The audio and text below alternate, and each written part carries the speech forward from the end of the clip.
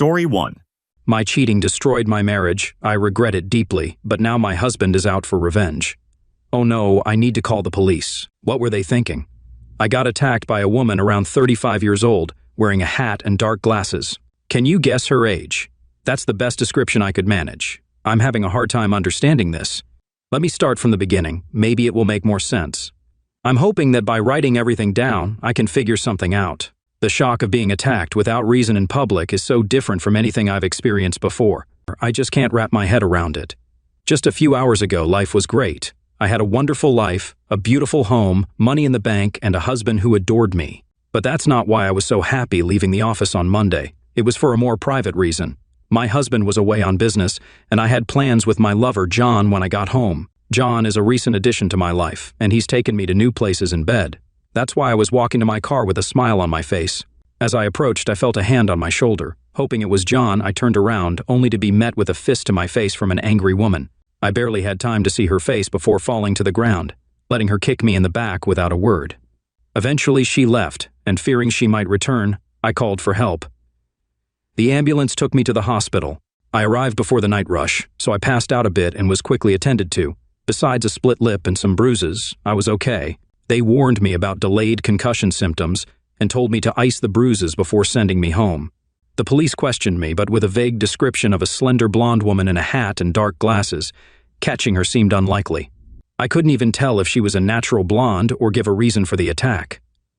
I asked the police for a ride back to my car, but they said it was against the rules.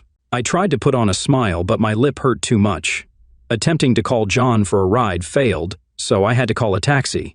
My new plan for the evening was painkillers, maybe vodka, ice for the bruises, and a long bath until it was time to call my husband. He always knew how to help me make sense of things and make me laugh when I was sad. I wouldn't be surprised if he dropped everything and drove 4 hours home after hearing what happened. I guess I was always his priority. I had only been home for about half an hour. The bathtub was full, and the ice was cooling my martini when there was a knock on the door. Thinking it was the Chinese takeout I ordered, I opened the door. The next thing I knew, I had vague memories, and as I tried to sit up, my head hurt terribly. Something had dried on my face. Scratching a bit, I found blood under my fingernail. Panic set in as I felt my entire face gently. Thankfully, my nose wasn't broken, but my cheek was, and I had a black eye. Turning my head slowly, I saw dried. Blood spatters on the floor. Continuing my inspection, I found a lump on the back of my head and a bruise, likely from hitting the floor. Despite the pain, I straightened up. Hallucinations and flashes of images played in my mind. I distinctly saw a stocky woman with long black hair and almost bushy eyebrows, her face hidden by a scarf. That's all I saw, except for a wooden handle or bat flying toward my eyes. I woke up embarrassed, still on the couch. The clock showed 5 a.m., and I had a terrible headache. Every movement felt like a bowling ball hitting the walls inside my skull. As I staggered into the kitchen, I felt pain in my groin. The attacker must have kicked me there. I swallowed 2 painkillers and staggered to the bathroom. The mirror revealed an unpleasant sight. Whatever they slammed me with, my nose was okay, but my cheek was broken, and I had a black eye. Who are these people? This woman and the one from this afternoon, what's going on? I didn't think I had any enemies, even though I'm a real estate agent. I wondered if I should call more than one ambulance, but decided against it. Yesterday afternoon, the doctor advised me to watch for delayed concussion for 8 hours. It's been longer since I got drubbed the second time. I also thought about calling the police, but chose not to. Our front door wasn't visible from the hotel grounds, and I had less information to provide than last time. One woman accidentally attacking me is one thing, but 2 is just weird. Despite the late hour, I decided to call Dave. He would know what to do. Oh no, Dave. What did he think when he tried to call me last night like he always did, and I didn't answer? He would try calling my cell phone and home phone and then ask where I was. I hope this didn't make him think I was sneaking out of the house when he wasn't here. I've always been incredibly careful in my dealings. Wouldn't it be ironic if a false tip gave me away? Taking my mobile phone, I checked how many missed calls there were from my husband. Strange, but there were none. I picked up my home phone and dialed the number to get a list of my latest actions. The last unanswered call was made 3 days ago. What the? I couldn't remember the last time Dave didn't talk to me when he was gone. In fact, it was part of my safety net that I would routinely call him on his hotel phone, citing the supposed dangers of using a cell phone too much before going to meet my lover at a motel, or on very rare occasions inviting him out here. This reminded me that I had called John on my cell phone the previous afternoon and had not yet deleted the record. I wasn't stupid enough to store his number in my phone. Without a trace, there was no evidence. There were several photos on it that should never have seen the light of day, but my phone was the only place they were kept, and they were hidden there. I also made sure it wasn't locked with a regular password or one of those boilerplate items, just my fingerprint. And a huge, strong password. Dave thinks it's a work requirement not to share my password. On the rare occasions when he needed to use my phone, I opened it for him and never let it out of my sight. I decided it was safer to store the photos on my phone that I can protect than any other media that could be discovered. I deleted the call to John, left a message in his message bank, and noted that he also did not answer my previous call. I'm surprised Dave didn't call. Despite the early hour, I called him. I really needed to hear his comforting voice. The call went straight to the message bank, which was weird. Maybe he lost his charger and his battery died or something. This wasn't the first time. By this time, it was already after 5 in the morning, and I had a showing. There was no way I could show up looking like I did now, so I put on more makeup than usual to cover it up. After all, I had a whole arsenal. I should probably explain this. You see, all through high school, I was very ordinary. You've all met those who watched from the sidelines as all the boys worth their salt ignored them to go after the athletic, popular, bright girls. Although I was proud that I was not like some other plain ones, they exposed themselves to everyone, mistakenly believing that being popular meant they had succeeded. Thus, I hadn't any relationship when I left school at 16. My parents were not overly ambitious toward me and were happy to support me as I attended a series of evening courses to gain some administrative qualifications while I worked as a waitress in my spare time. I lost my purity to someone who, I realized too late, was a smart carnivore. I realized this the next morning after a quick, not-so-convenient closeness in his hotel room when he asked me to leave. I chalked it up to experience and thought that this episode had made me an expert at choosing carnivores. That did not happen. My next 2 closeness encounters ended just as disastrously. The one after them was a guy with less experience than me. Here, I already left him after the first night. This is how I sailed through life until I was 20. That's when Dave came into my life. Dave was a year ahead of me in school and seemed to be my male equivalent. He was tall and thin, but nothing else about him was striking. We got to talking at the restaurant where I worked, where he invited several clients to lunch. After the first meeting, I learned enough to understand that he was a man with a clear career plan and determination to get things done. I accepted the date, and the rest, as they say, is history. I hooked up with him about 2 weeks after meeting, and it was clear we were both new to this, making it awkward. We were both open to learning and used each other for that. If I had to describe my life a year before he turned 21, I'd say it was good. I had a boyfriend who was growing and clearly loved me. We weren't invited to fancy events, but we didn't mind. We moved into an apartment, and I was taking a real estate course paid for by Dave. When my crucial birthday came, Dave celebrated his first big bonus by treating me. I got my own car, a voucher for 2 days with a beauty consultant, and a bigger engagement ring than I expected. I said yes, drove the car, and delayed using the voucher. Oh, I wish I could tear up that voucher. Then I could have a husband with his phone on and a face without bruises. Dave reminded me about the voucher, but I was busy planning a simple wedding. We didn't have many friends. In the end, I decided to use it for a little treat for myself before the big day. That's when I found out it was for 2 days with Caroline, an elegant woman in her 30s. I don't know what qualities she had, but she knew how to showcase femininity. Our first stop was a hairdresser, where I had a major makeover. I have to admit, I was nervous about how it would turn out. The rest of that first day was spent shopping. Caroline took me to upscale stores, and later that evening she used my phone to ask Dave to update my credit card. At the end of the day, looking in the mirror at my new hairstyle and clothes, I almost called Caroline to tell her not to worry. The next day, the hairstyle and clothes truly made me beautiful. The following day at the salon, I got pampered with a pedicure, manicure, facial, and scalp massage. Then I met Colin, who claimed to be more fun than a tree full of monkeys and, if you believe him, used to be a beautician for some famous stars. He and Caroline transformed my face over the next 2 hours, including some corrections. I wasn't allowed to look until they said I was perfect. When I saw my reflection, I involuntarily took a step back. That's when Caroline's true genius emerged. The clothes and hairstyle that seemed out of place before now framed a face that I had to admit was beautiful. I couldn't believe it. The change was stunning. Caroline made me look up from admiring myself for Colin's 2-hour lecture on how he uncovered the natural masterpiece that was me. I thanked him and Caroline for this life-changing experience. If I had known how it would actually affect me, I might have been shocked. Dave did a funny double take when I got home but quickly recovered, telling me it just showed me as he always saw me. That night was the wildest in bed, and 3 days later, we were married. The honeymoon was confusing. Men and handsome guys who never paid me attention were now vying to dance with me. I humored them when Dave didn't mind. He was the first to admit that dancing wasn't his favorite. Despite all the attention, it still didn't hit me that the game had changed. This realization started when the wedding photo album arrived.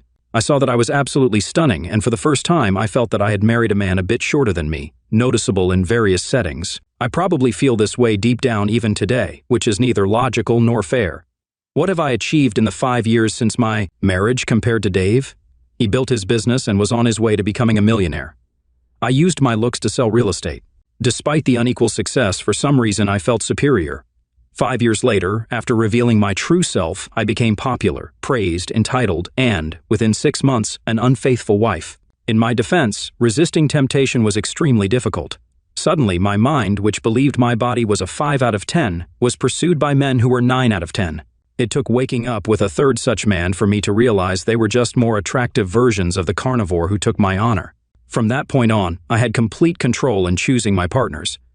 Now, with my bruised face, I decided to put on a good layer of concealer and foundation. Feeling sorry for myself, I attempted to call Dave every 15 minutes, but had no luck.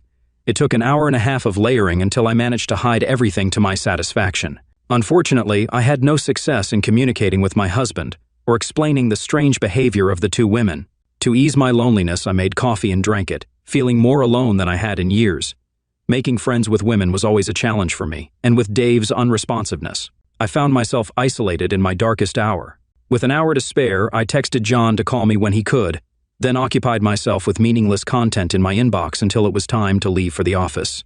Carrying the laptop bag and luxury briefcase Dave bought me last year to my car in the detached garage, I placed them in the back seat.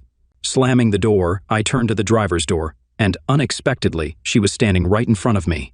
As I turned away from the back door of my car, I can only assume she must have been hiding behind the garage wall or somewhere else. When I re-entered, the incident happened so quickly that it was hard to recall how it ended.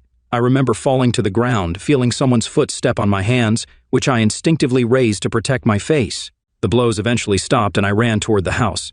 The brutality of the attack was utterly shocking, and my face was burning. Leaning briefly against the door, I stumbled toward the downstairs bathroom. The mirror revealed 3 long scratches on my left cheek and 2 on my right, apparently caused by raking fingernails. My right arm and forearm hurt, but fortunately nothing was broken. I called the police again, then Dave and John. While I waited for the cops to arrive, no one answered. I felt so alone. The office called just after 9, questioning why I had abandoned the client. They only calmed down a bit when I explained the attack. While working for a real estate company, the police were of little help, and it seemed like the media stink thought I was wasting their time with vague descriptions. They interviewed neighbors and asked if I needed an ambulance. I didn't. I needed my husband to answer my call. In complete confusion, I closed the door behind the cops, walked into the living room, and yelled at the photo on the mantel where Dave and I were standing. "Next time, you'll take your phone charger, Dave, even if I have to pack it for you myself." An attack by one random woman wasn't unusual. 2 was statistically unlikely, but 3 was almost impossible. So, it was time for me to carefully consider the possible reasons why I had so many enemies. Unfortunately, I couldn't think of anything. This time, makeup couldn't conceal the scratches. To worsen matters, I had to remove the earlier applied creams with a makeup remover pad to apply a little disinfectant to my new scratches. It's unknown what kind of microbes this psychopath had under her nails. The scratches burned intensely, and the disinfectant felt like I'd poured gasoline on my skin. The task was made even more difficult by the fact that my right arm was starting to feel raw and bruised. By the end, my face was red and blotchy, and the last attacker must have been wearing heels or something, as bruises appeared on my arms and forearms in distinct forms. I called Dave again, eager to hear his voice, but the call went to voicemail once more. Frustrated, I considered sending him an email, hoping he'd hurry home when he read it. The issue was my laptop in the car. Walking down the stairs awkwardly like a 90-year-old, I couldn't ignore the noticeable bruises on my lower back, legs, and groin. Trying to turn the bolt on the front door, fear held me back. I scolded myself for cowardice. Remembering real estate seminars, I gave myself a pep talk. The motivation behind the beatings was a mystery, but after the 3 women took out their anger on me, it seemed like a case of mistaken identity, or so I thought. Now, thinking logically, I considered viewing the garage from the back door to surprise and ambush someone. Walking from room to room, checking windows and the route to the garage, I realized there were blind spots. The secluded backyard left me vulnerable without witnesses. My phone rang. "Dave, finally!" I rushed toward it, ignoring the protest of my bruised and battered limbs. I was disappointed. It wasn't Dave. It was my office, arranging a meeting with a client at a hotel in minutes. Excuses about being injured fell on deaf ears. They were working lean, and if I couldn't handle it, they made it clear they could find a replacement. The challenge remained, getting to my car safely. A light bulb went on, I'd call a taxi. I did just that, giving very specific instructions about parking in the middle of the driveway, where I could see everything from the house. After all, there could be someone hiding behind the garage or behind the hedge on the property line. But of course, with the taxi driver as a witness, I would be safe. While waiting for the taxi, I did everything I could for my face. 10 minutes later, the taxi horn prompted me to make one last visual check outside and then an awkward dash to the safety of the taxi. I didn't really relax until we were a block away from home. The driver was a woman, which worried me, but after she asked where I was going, she lost interest in me. 15 minutes later, nearing our destination, I realized that I had made a terrible mistake. My house keys were in my briefcase in the back seat of my car parked in the garage. Ordering the taxi back would make me at least 25 minutes late for the meeting, and the client might well be very indignant at being set up a second time and demand my head from the agency. I decided to somehow get through the scheduled meeting. I could show the client the exterior and report some bureaucratic mistakes with the keys. I'd almost certainly miss the sale, but hopefully I wouldn't get fired. I called Dave again before reaching home. Waiting half an hour for the client, who arrived by taxi, I saw that she was a tall, dark-haired woman, around 30, quite pretty, except for the eyes hidden behind dark glasses. Carrying a trendy, huge bag, she looked at a paper, then walked toward me. She seemed to shrug while following my excuse for the key fiasco, but looked irritated when I explained that the best thing I could suggest was to walk. Outside, looking in the windows. Luckily, I knew everything about the property by heart, so I didn't have to refer to any notes, also left in the briefcase.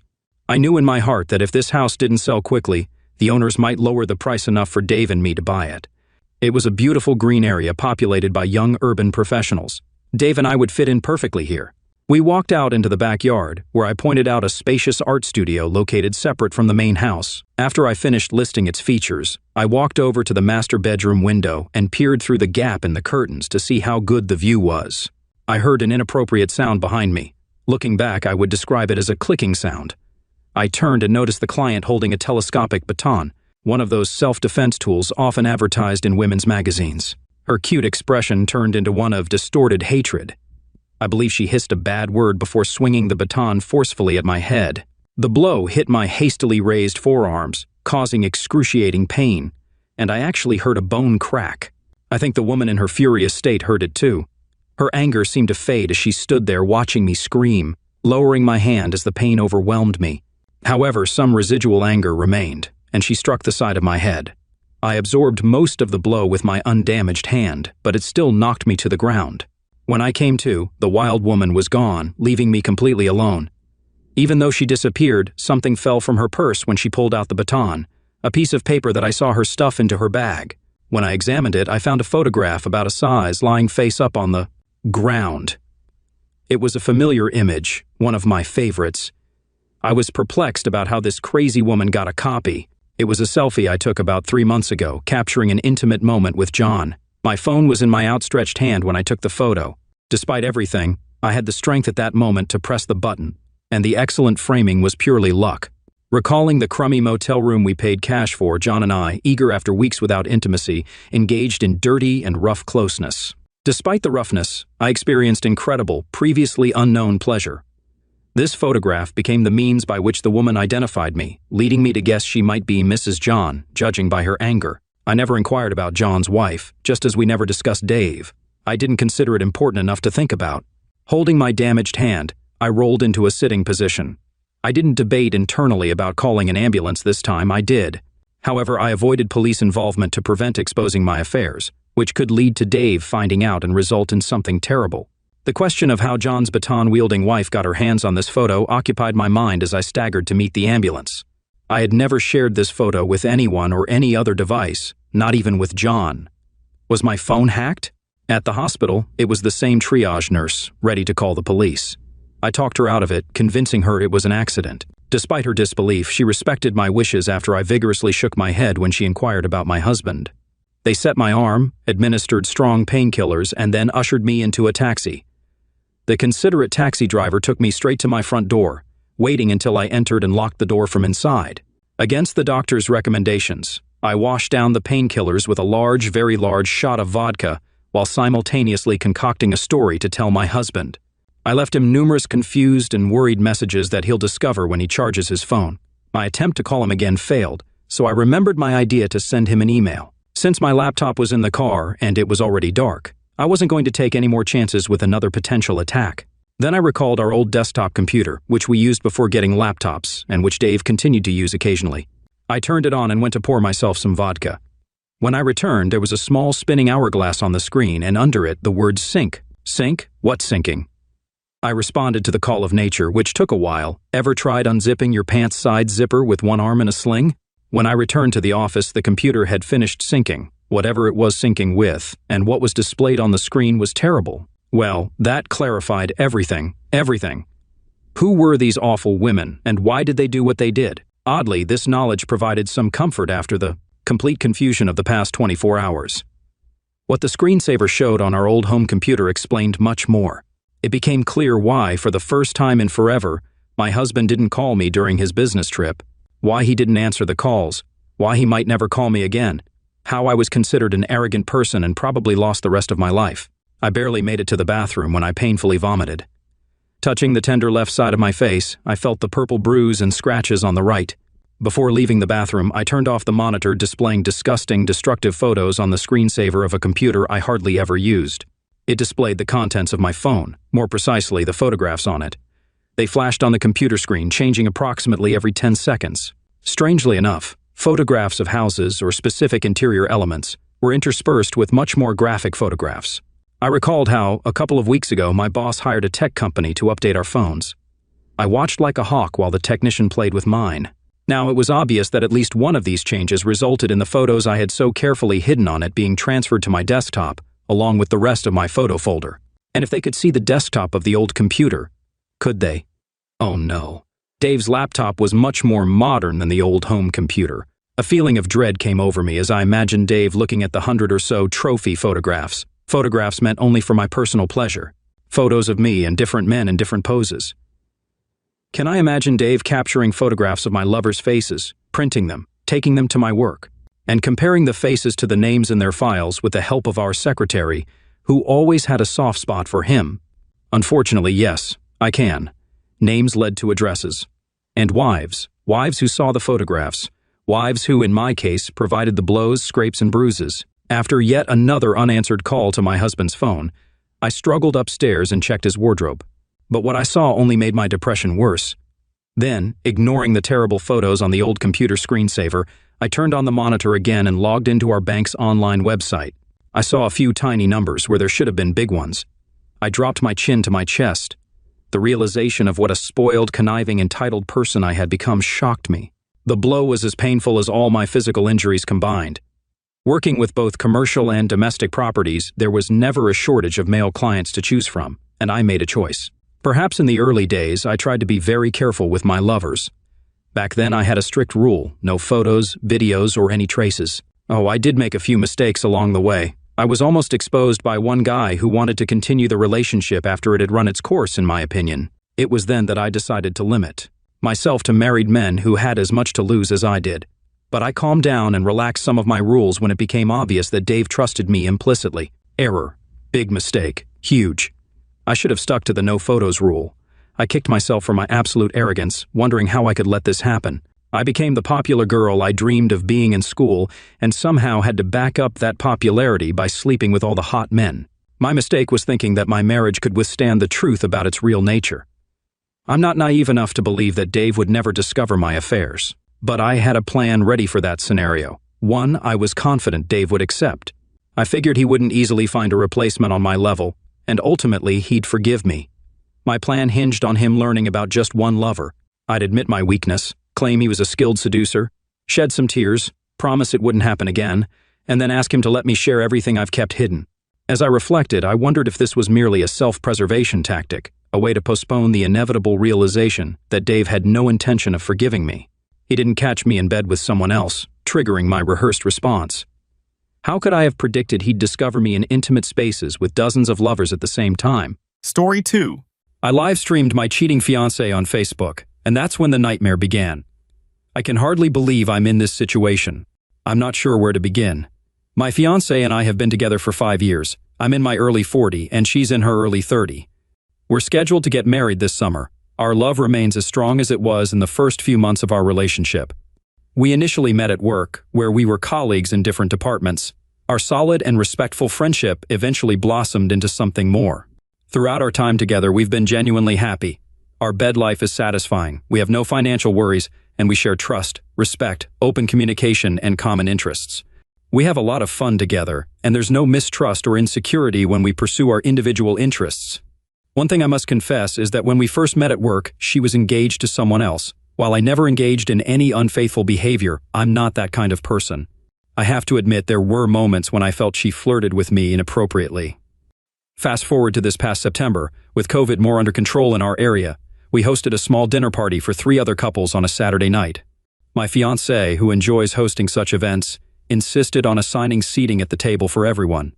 She sat between one of her close female friends and the friend's husband, whom I'll call Bob. During the meal, as I moved between the kitchen and the dining area, while everyone chatted happily and enjoyed some drinks, I caught what seemed like an odd sight. When I glanced back at my fiancé and Bob, it appeared as if they were holding hands under the table. I looked away, rubbed my eyes, and when I looked back, they were not doing that anymore. But it was one of those moments when it's like discovering a break-in at your house. You return home, and your eyes register the chaos, but your brain takes a moment or even minutes to process it all. In fact, part of your brain tries to convince you that this isn't what it looks like, or you did this, but you forgot you left the place like this. It was a similar feeling. Consequently, I started to become more watchful of her and felt less secure in our relationship.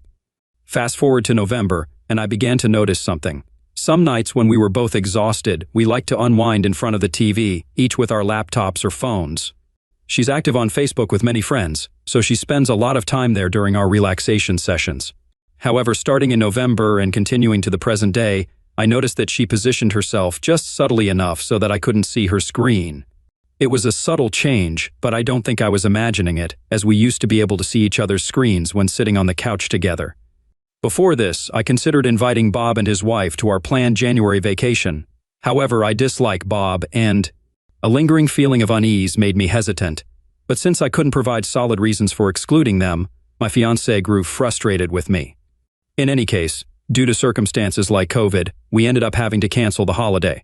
After reading many threads here, I realize I'm fortunate in some ways because we're not married, have no kids, and I lack concrete evidence of anything going on. However, my intuition is on high alert, though not at a critical level yet. I'm starting to feel ashamed of how much this emerging obsession is affecting my life. Here's where I need input. Should I consider taking steps to essentially spy on her? This could involve hiring a private investigator, using a voice-activated recorder in her car, or, which I see as a major violation of boundaries, attempting to access her various devices. I'll conclude this as I began it. I can't believe I'm in this situation. Update. Before I clarify further, it's essential to mention that I registered here about a month ago. I wrote my initial post sometime before that, as it felt good to get my thoughts out at the time. However, a significant change has occurred between then and now, particularly in our bed life. The frequency of our closeness has subtly decreased, which isn't inherently problematic, as relationships have their ups and downs. What stood out was an incident about a week ago that prompted me to return here and gather the courage to post. After we just had closeness, I suddenly realized that my fiancé had approached our bed life differently than usual, not just on that occasion, but perhaps the previous 2 or 3 times as well. So, without much forethought, I commented, "Hey, there's something different about the way you've been close with me." What struck me as odd was, A, she appeared startled, B, she denied it initially, but then C, the next day she said, "I think you're imagining it, and besides, it's okay to change things up in that department once in a while, don't you think?" What's frustrating is that if I hadn't noticed the possible hand-holding incident, I probably wouldn't have been bothered or suspicious by subsequent clues, answers, and questions. I'd prefer to gather evidence rather than confront the issue. Confrontation without solid proof isn't my style. It's not entirely that I don't trust her, but my gut is telling me to be very concerned. My intuition is rarely wrong. Editing. Where should I position the voice-activated recorder? Your point about the short-term cost of hiring a private investigator versus the potential expenses of a messy divorce makes sense. Additionally, I earn twice as much as she does. Unfortunately, I wouldn't have any luck contacting her previous fiancé because he unfairly placed more blame on me than her for their breakup. That's entirely inaccurate, but he wouldn't be a trustworthy or reliable source. Thankfully, we're renters for now, but we plan to purchase our own property by Christmas of this year. Real estate in our city is outrageously expensive, so we've been taking it slow. While we currently live together, it's a situation that could be easily terminated, and we no longer work at the same place. Yes, sadly, she's had her phone glued to her for months now. I honestly can't recall the last time I saw it lying around. This detail troubles me deeply, as does my blindness to what it might signify. Editing Part 2, I should mention that I've started the investigative process in several ways. Additionally, I have a business trip out of town scheduled for the weekend after Easter, providing a natural opportunity to observe her actions in my absence. Quick update, I've hired a private investigator, and they begin their work tomorrow. I've realized that I can't wait for 2.5 weeks to ease my conscience, so last night, I had a heart-to-heart with my oldest and closest friend. He's now aware of what I'm going through, and I'm flying out to his city tomorrow evening for an extended weekend there. I've informed my fiancée about the trip, and her emotional response seemed oddly mixed. Regardless, if something is amiss, it may become apparent during this opportunity. At this point, I've decided against using a voice-activated recorder. With the wedding set for September, we haven't invested a significant amount of money in it yet, and what we have spent can likely be recovered. For example, refundable deposits. In other words, this won't turn into a messy legal or financial situation. If she's cheating, I'll quietly exit the relationship without causing a scene. The potential trauma of discovering her infidelity is already overwhelming, and I don't need to hear her exchanging sweet nothings with another man. Furthermore, as some of you have gently suggested, this situation has altered my perception of her, and it has shed light on potentially larger issues in the relationship even without infidelity. Update, I just met with the private investigator. She's indeed cheating on me with the individual I mentioned. I'm in shock and utterly devastated. On Friday night, he stayed overnight at our place with her and didn't leave until the next morning. On Saturday night, for some reason, they stayed in a hotel until the following morning. The private investigator has provided time-stamped photographic evidence. I'm too numb to write any further. Update, it's been quite a day. A good friend, who knew about my situation, provided tremendous support and was prepared when I shared the unfortunate news with him. I was on autopilot at work, but later in the afternoon, I managed to take some time off. In the afternoon, my friend went to Bob's wife's house, the other betrayed spouse. I apologize for my slow understanding of the acronyms here. He rang the doorbell and personally handed her the photos of my fiancé and Bob. These photos are time-stamped and explicit, leaving no doubt about what was happening. Perhaps the most troubling one is from the hotel, where they were kissing at dinner and then the next morning sharing a kiss goodbye in the parking lot. It's baffling how brazen they were. They weren't even in another city. However, the worst one is the first photo from Friday night when Bob arrived at my place. Since we live in a duplex, she had to open the front door to let him in. The photo captures the pure, joyous excitement in her eyes, a moment I'll never forget for as long as I live. About an hour later, my friend went to my place. After delivering the photos to the other betrayed spouse, he handed my fiancée a package I'd prepared for her. Inside were the photos and a simple note from me. I expressed that my future goodwill toward her, not in person, but in my mind, would depend on her willingness to come clean about the whole truth.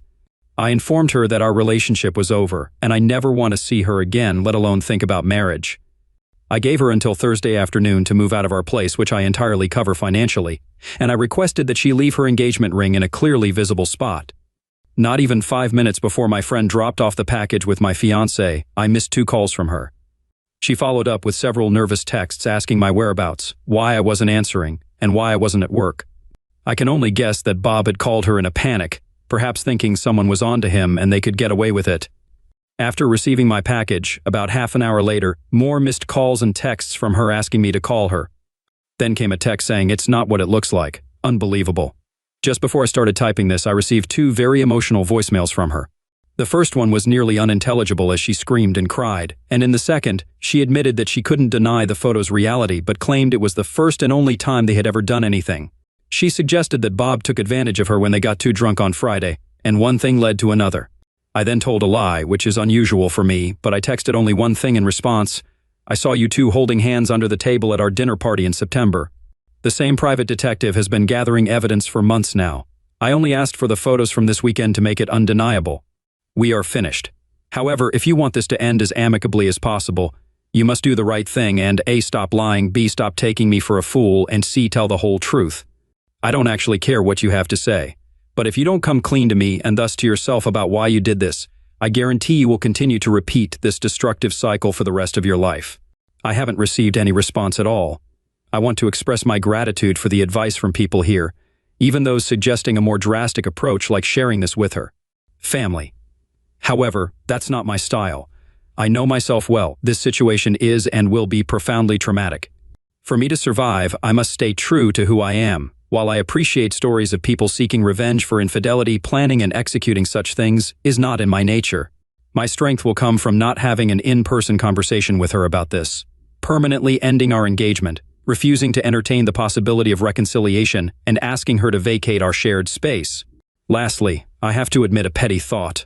Despite my efforts to remain composed and dignified while writing this, although Bob is younger than me, somewhere between her age and mine, he is less intelligent, less emotionally sensitive, something I thought she valued, and the ironic part is that I'm objectively much better looking than him.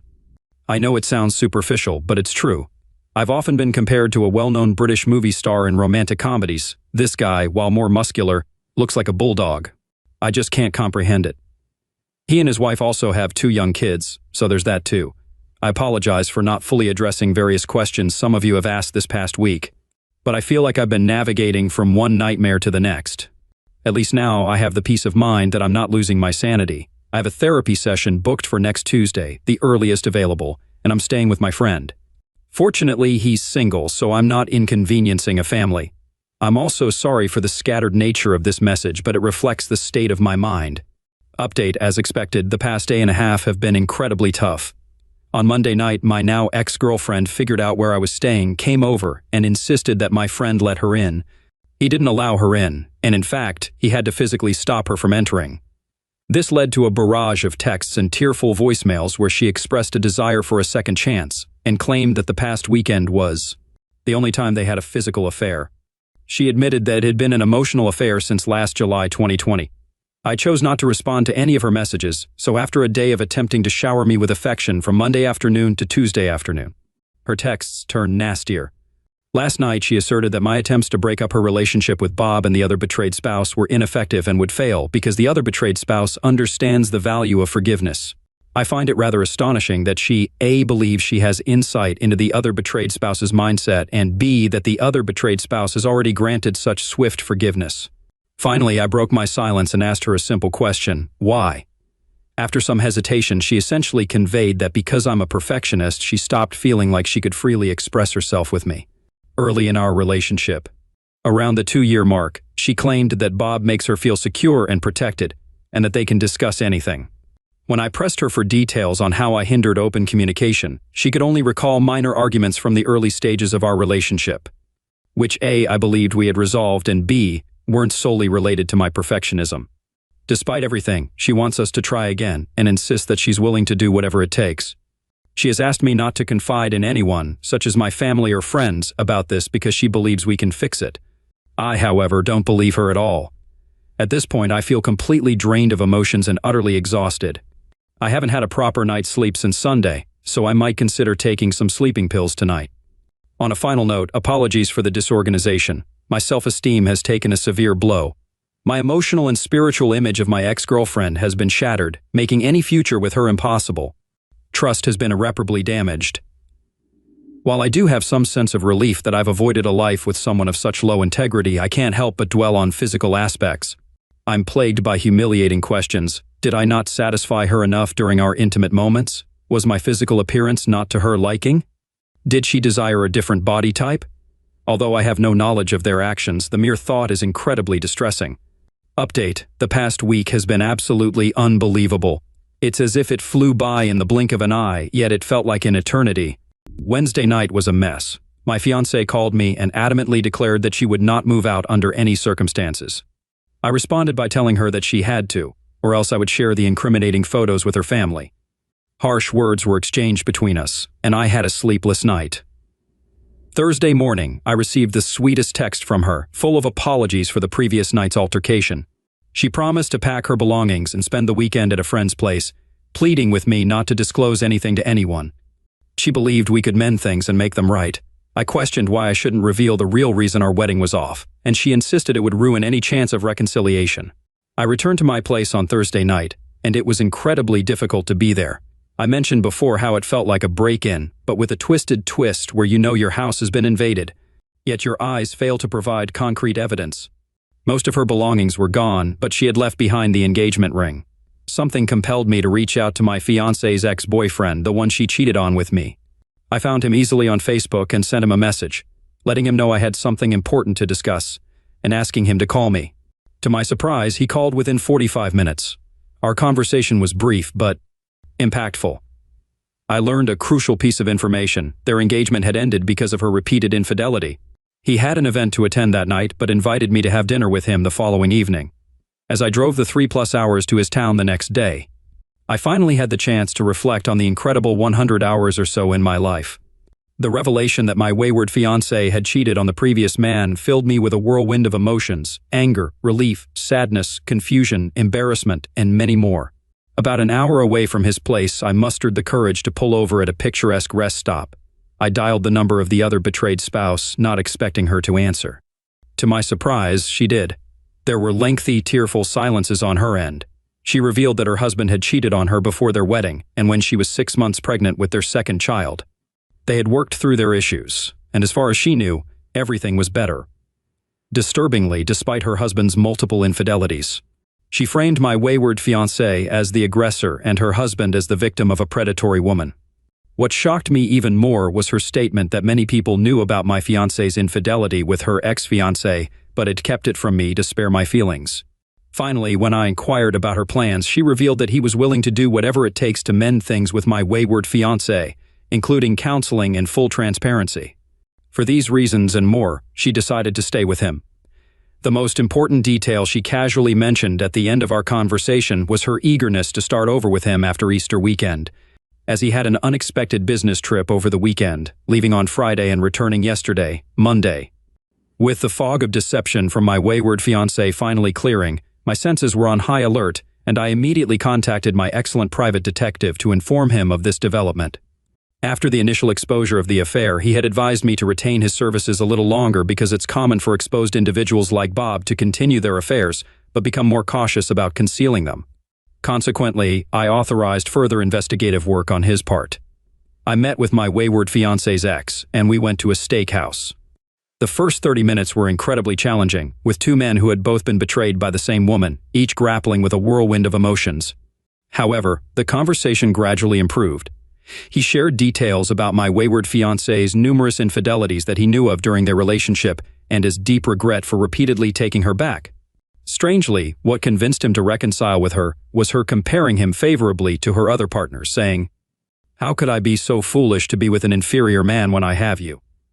I could sense the mix of emotions within him upon learning about my situation. Part of him felt anger and sorrow on my behalf, but another part, on a more primal level, seemed relieved that his worst suspicions about her had been confirmed.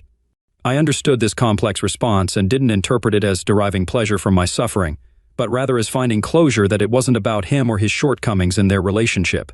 Understanding this, partially thanks to this incredible community, was also liberating for me. As much as Friday turned out well, Saturday was dreadful. I woke up to a venomous message on my private Facebook group dedicated to the now-canceled wedding, consisting of the groomsmen, bridesmaids, and our two main families. To simplify, my wayward fiancé posted a message stating that, unfortunately, the wedding was off. She added that despite our efforts to address the emotional strain in the last few years of our relationship, I couldn't overcome my negative patterns, insinuating that I might try to spin the situation differently. I was utterly shocked, although, in hindsight, I can't say it was entirely unexpected. Many people here had cautioned me about this possibility. I won't delve into my emotions on that day. I did nothing I would later regret. In fact, I maintained complete silence, not communicating with her or the group. Of course, my own family is aware of the situation. However, I can't help but wonder why she had a change of heart after her Thursday morning texts expressing a desire to reconcile with me. Was the allure of being with her Bob so irresistibly intoxicating? Her actions truly puzzle me. You would think she'd want to keep me around while enjoying the secret excitement of her affair. She must genuinely despise me if she could write a note like that, fully aware that I'll likely never speak to her again. It's both disgusting and astonishing. To make matters better, if that's even the right word, I later found out that my wayward fiancé and Bob had checked into a luxurious spa about 90 minutes outside of town that Friday night. More photos, more evidence. They dined at a lovely restaurant in the spa resort, making it rather easy to capture numerous pictures of a couple deeply in love, seated beside each other at this romantic getaway. I'm running out of energy for this update, so I'll try to wrap it up as succinctly as possible. By yesterday afternoon, armed with photographic proof from 2 affair-filled weekends, I selected the 6 most compelling photos and shared them with our Facebook wedding group. I apologized for the delay in responding to my wayward fiancé's deceitful Saturday message, explaining that I had been visiting her ex-fiancé and was disappointed, though not surprised, to discover that she had engaged in similar behavior before. I asked the group to genuinely reflect on whether any part of me had ever appeared even remotely offensive emotionally. I also inquired whether my wayward fiancé had ever mentioned to any of them before the affair was exposed that I was emotionally offensive. I felt that honest answers to these questions, in addition to the damning photos, would reveal the truth. I've received several supportive messages from most members of the group, with the ones from the bridesmaids providing an extra boost of encouragement.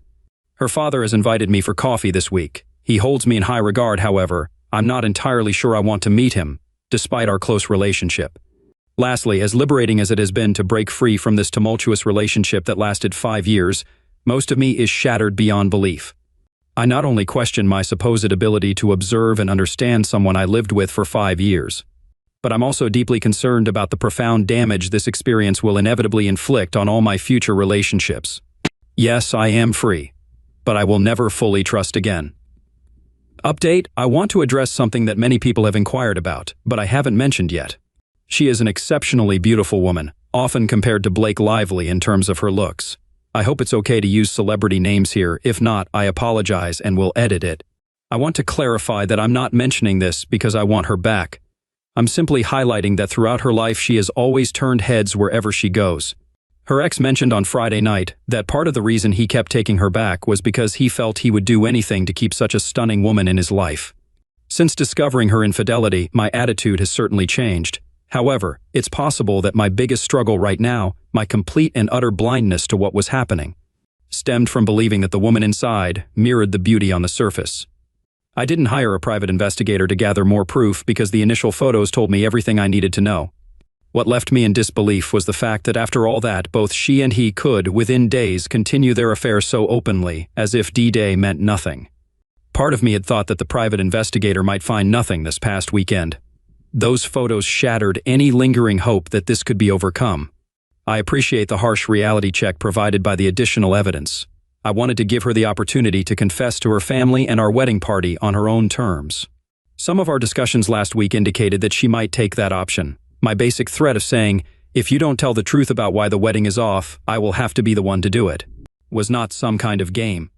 Update: I'm currently out of town on a business trip, and now that I'm alone in my hotel room, it feels like the first time in a while that I can breathe and reflect. On Wednesday, I contacted the other betrayed spouse and requested a meeting with her. She said she understood why I wanted to meet and that she didn't want to endure more pain. She's a close friend of one of the bridesmaids, who informed her about my Facebook post. I expressed my concern to her about how her husband was continually causing her harm and told her that meeting with me and seeing the photos from the second affair weekend might unexpectedly empower her in the long run. She disagreed. My wayward fiancé has been reaching out through texts, calls, and even emails ever since I posted about her second weekend of infidelity on Facebook. It's been 10 days, and during this time, I haven't directly responded to her at all. Her tone in the messages has shifted from anger and spite on the day of the Facebook post to sadness and despair in the middle of the week. Recently, she's been begging, pleading, negotiating, and making promises in her attempts to reach out.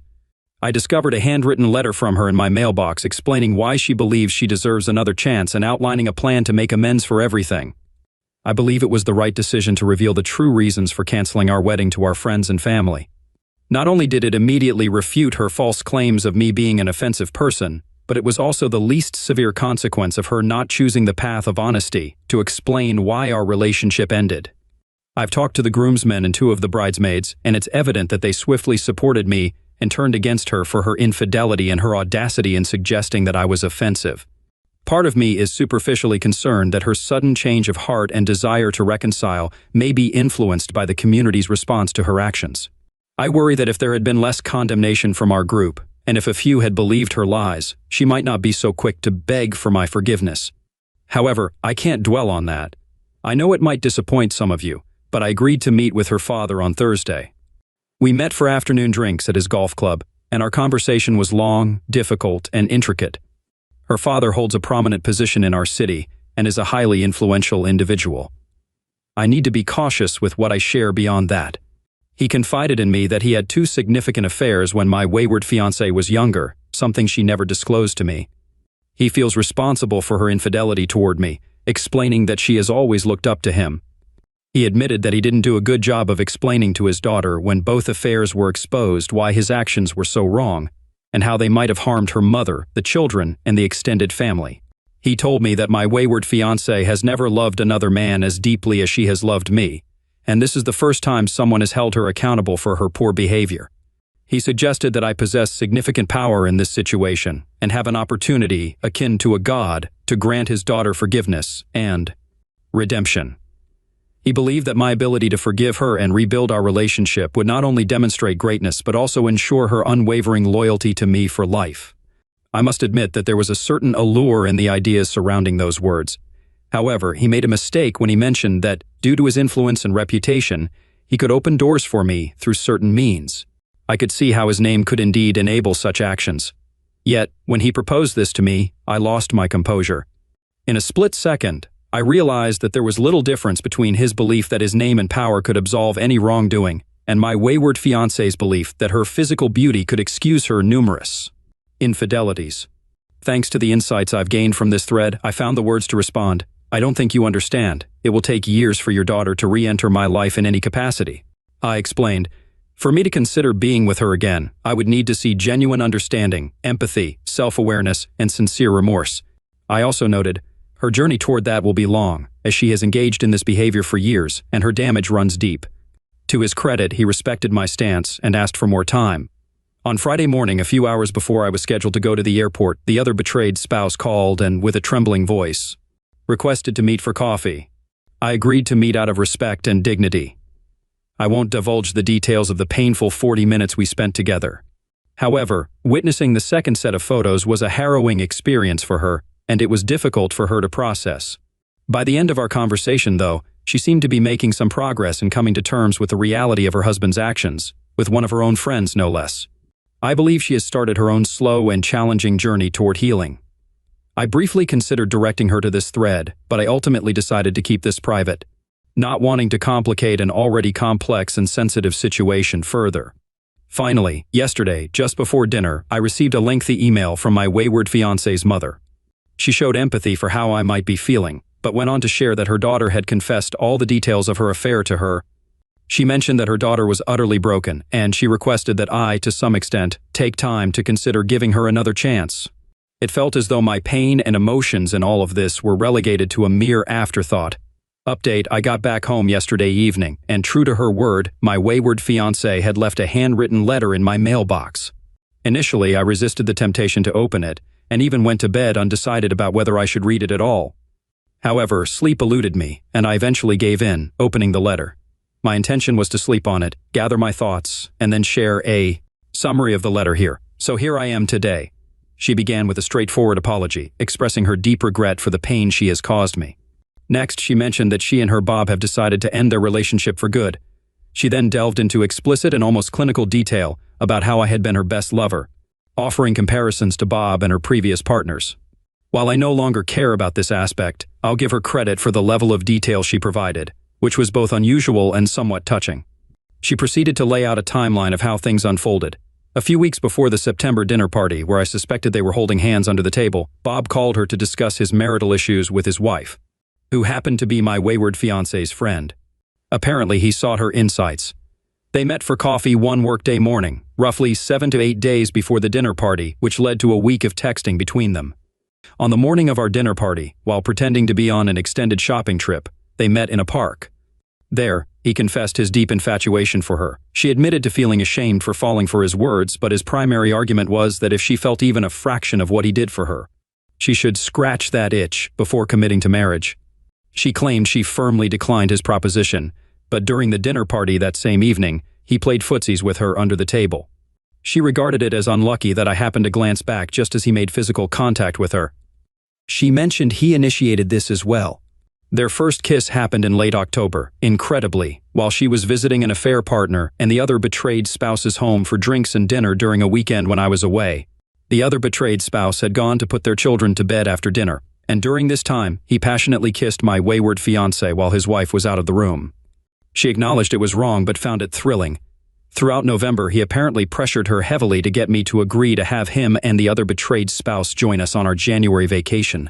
A significant portion of their text messages in November and December revolved around various scenarios he devised for them to engage in an illicit affair right under our noses.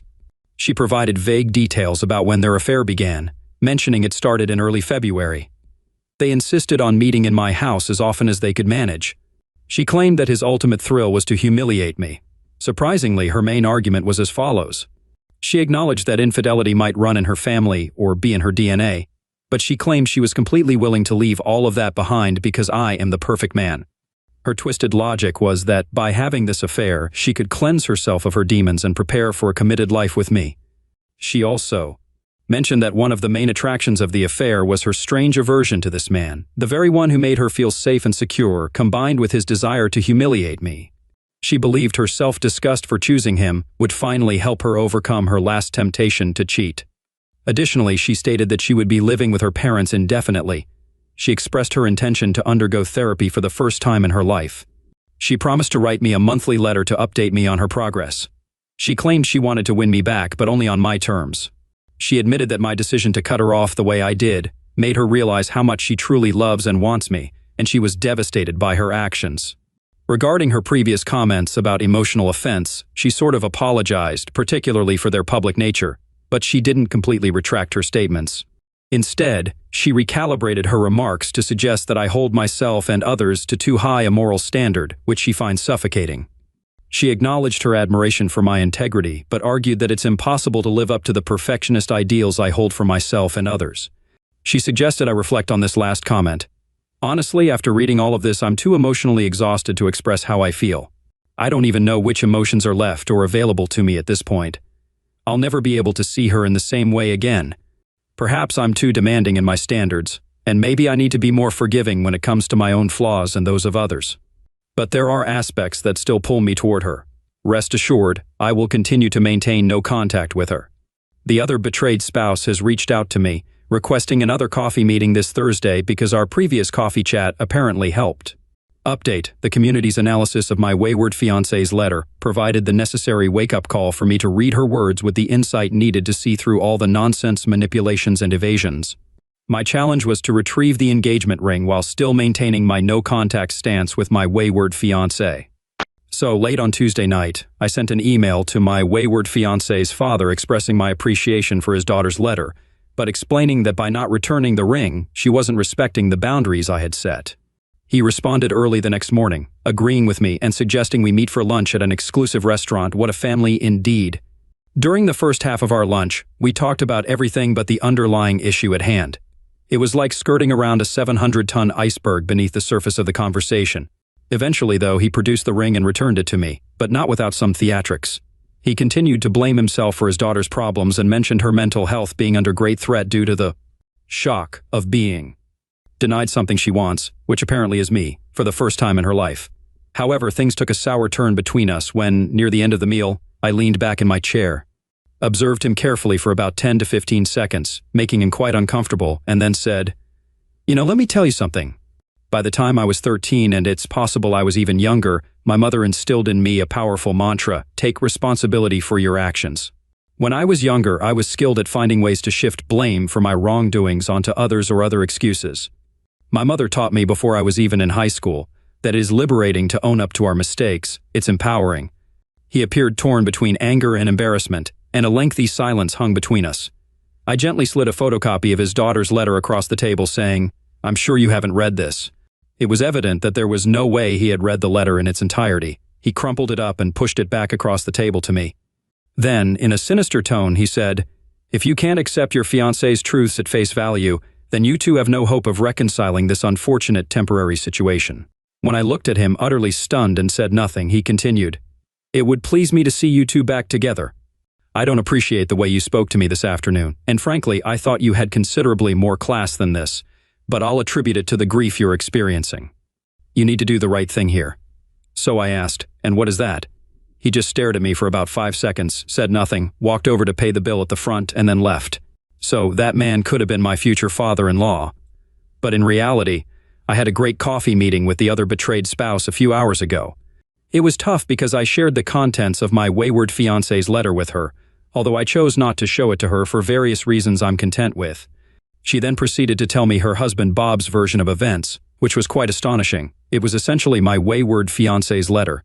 But with the blame shifted onto her, he portrayed himself as the victim while she was the aggressive offender. Oh, and he mentioned that my wayward fiancé justified it all by claiming I'm emotionally offensive. Beyond the shock of that, it became clear from her timeline that the affair had likely started as early as June 2020. Bob had certainly confessed to certain events from around that time, with my wayward fiancé acting as the agent of influence and temptation in each case. After we shared our respective tales from the crypt, something incredible happened. We both began laughing, nervously at first, then moved to immature giggling, and finally, we were in fits of laughter. It was a beautiful and cathartic moment. Honestly, it was the most liberating and lighthearted feeling I've experienced in months. She later got a bit teary-eyed, expressing that she didn't know what she was going to do. However, she recognized that he is just as troubled as my wayward fiancé, and she needs to find a way to extricate herself from him somehow. So that's where things stand. Despite the uplifting and empowering experiences of the past 48 hours or so, as I sit here writing this post, I suddenly find myself overwhelmed by sadness, loneliness, and a sense that I may never fully recover from this and may never be able to trust again. One thing is certain, I won't be taking my wayward fiancé back. I'm in the process of drafting a final letter to her, politely asking her to leave my life forever. What a mess. And as I've asked before and will continue to ask, what was all this for? Edit: the following letter was sent yesterday afternoon. I know some of you may disapprove, especially those who have questioned why send a letter at all, but I felt it was important to share what I wrote with this community despite the expected negative reactions. It feels good to have written and sent it. Obviously, her name is not Blake, but Blake, this letter is in 3 parts. This is the last time I'll be communicating with you. I request that you refrain from contacting me in any way from now on. I also kindly ask that neither your family nor any friends reach out to me on your behalf in the future. If you or your family disregard this boundary, I may have to resort to legal action to protect myself. Our relationship has been irreparably damaged due to your choices and actions. Regarding your letter, I'm pleased to hear that you're seeking therapy. I hope it proves beneficial, and that during that process, you can achieve a level of self-honesty you've never had before. The environment around you has supported and continues to support your behavior. So even if you manage to address the significant voids within yourself, you'll need to break free from your family's influence. I appreciate you returning the ring. I'd like to reminisce about a moment, possibly the last time, when we were genuinely happy together. During the peak of the COVID pandemic, we escaped to your parents' cabin by the ocean for a memorable long weekend. One Friday afternoon, we were exploring some high rocks, and you ventured dangerously close to the edge, risking falling into the sea. I pulled you back and cautioned you about the danger. Later that evening by the fire, when we discussed that moment, you said, "Risk is good, it makes us feel incredibly alive. And besides, I know you will always be there to pull me back." Now I understand that everything about you and your intentions to ruin our relationship were encapsulated in that one moment. While I'm slightly disappointed in myself for not realizing it sooner, I'm now thankful that I see you for who you truly are. I only hope you can gather the courage to change, but I won't be a part of that process. Update: this morning, I had breakfast with the maid of honor for the wedding that will never happen. She was with my former fiancé on Saturday when she received my final email. Apparently, my ex-fiancé was extremely devastated and spent the entire night inconsolable in her room. It's hard not to find this amusing, as it sounds like the reaction of a 13-year-old who can't have a sleepover with their best friend on a Saturday night. More worryingly, the maid of honor also informed me that when her father read the note, he became furious and simply said, "He will pay." Frankly, I'm very concerned about the possibility that he might seek revenge against me. I acknowledge that many of you here have warned about this as well. So, what can I do to protect myself from this potential threat? Additionally, as a quick note, while the maid of honor is a true friend to my former fiancé, she's also been supportive of me throughout this ordeal. Toward the end of our breakfast this morning, I expressed my gratitude for keeping me updated and asked her why she wanted to help. She shared something I wasn't aware of. She broke up with her long-term partner about a year ago because he repeatedly cheated on her. What's particularly interesting is that the maid of honor believes that my ex-fiancé was initially drawn to her as a friend for the same reason she was attracted to me as a boyfriend. We both embody stability, reliability, and integrity, qualities that my ex-fiancé seems to lack herself.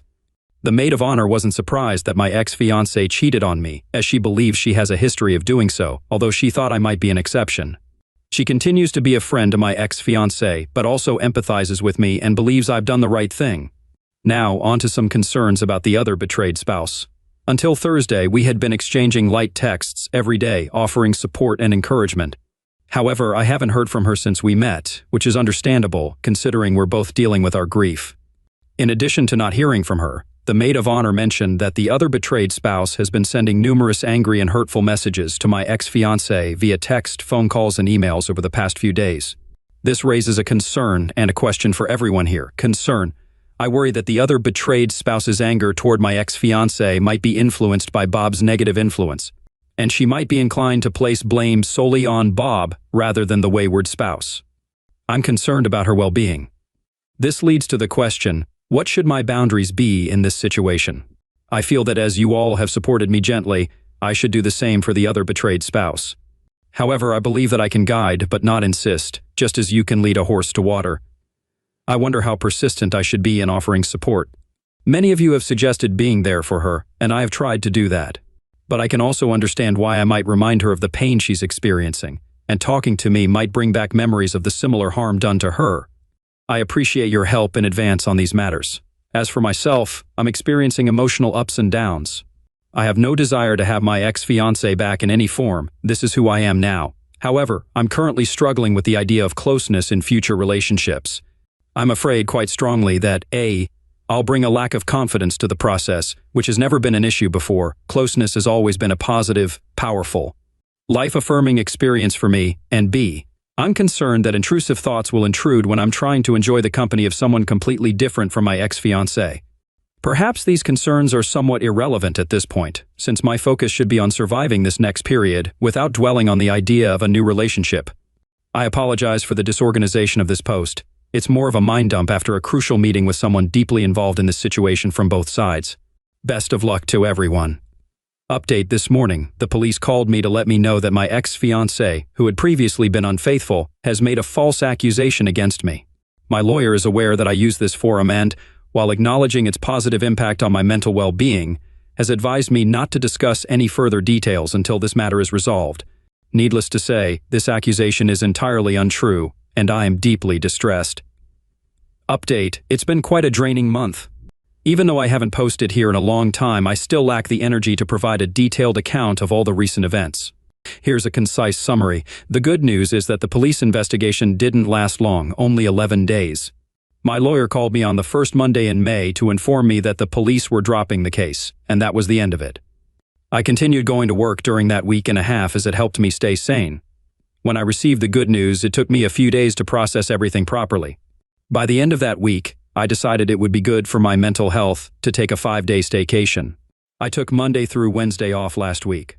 On a related note, I just had a productive phone call with the other betrayed spouse, without any prompting from me.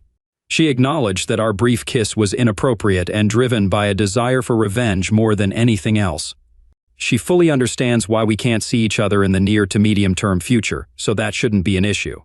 However, she does want me to be a kind of informal counselor for her over the phone. I gently but firmly explained that I can't take on that role. While she was upset because her previous therapy experiences didn't go well, and she views me as a safe person, I emphasized that A, it's unhealthy for me to be her quasi-therapist. B, I need to distance myself from all individuals involved in this tragedy. And C, she should have someone safe ask the more challenging questions to empower herself and hopefully break free from her offensive husband. I believe she will respect my request for no contact between us for the next several months, because she recognizes the precarious legal situation I was in and doesn't want to jeopardize safety. Additionally, I have a fortunate piece of information to share. My observant neighbor informed me last week that they saw my ex-fiancé sneaking in the side gate on that Friday night. He is willing to provide a statement about this, and my lawyer believes it's a valuable card to keep in our back pocket, potentially constituting trespass if needed. It feels empowering to take proactive steps against my ex-fiancée and her family. I felt like a victim throughout this ordeal, and my ultimate goal is not necessarily justice or compensation, but simply to have the father and daughter leave me in peace. Lastly, reflecting on the past 7 days or so, I realize the profound damage I've suffered from all of this. I've been so occupied with taking action and being productive since discovering the infidelities, most of it positive and useful, that I may not have properly begun the grieving process. While part of me yearns for the companionship of a good woman, I understand that it would be unfair and selfish to burden her with my emotional baggage while this damage is still fresh. I do feel quite lonely, though, and I hope my brother's visit will help alleviate some of that loneliness. Story 3. I reclined in my chair, scanning the room and pondering the abundance of attractive women present. Why did Mark Lavaliere opt for my wife? What made her agree, and why did she leave me? With our kids growing more independent and likely not returning home soon, Linda and I had already outlined our plans for when we have the house to ourselves. Months back, I had entertained thoughts about the future dynamics between Linda and me, assuming we'd grow closer with increased quality time together. Then it dawned on me abruptly. Linda's vision of the future might not include me. I felt utterly foolish. That realization swept away all traces of sadness, leaving behind a simmering anger. I could sense the concern in the gazes around the table, as if they feared my head might explode or I might do something foolish. Dee, sounding anxious, inquired, "You all right, Jim?" On the far end of the dance floor, seated in a booth, were 4 striking young women, visible over Dee's shoulder. Why hadn't Mark Lavaliere chosen one of them? I observed them briefly before bursting into laughter, startling everyone at the table. My laughter echoed so loudly that it drew attention to our group, tears streaming down my face. Once my laughter subsided, I wiped my tears and flashed a broad smile to everyone, realizing my life had undergone a profound change. I was no longer bound by monogamy. The concern for my wife's feelings vanished as she no longer cared about mine. All eyes were fixed on me. Turning to Dee with a smile, I removed my wedding ring and handed it to her, leaving her astonished. "Pass this along to Linda when you see her.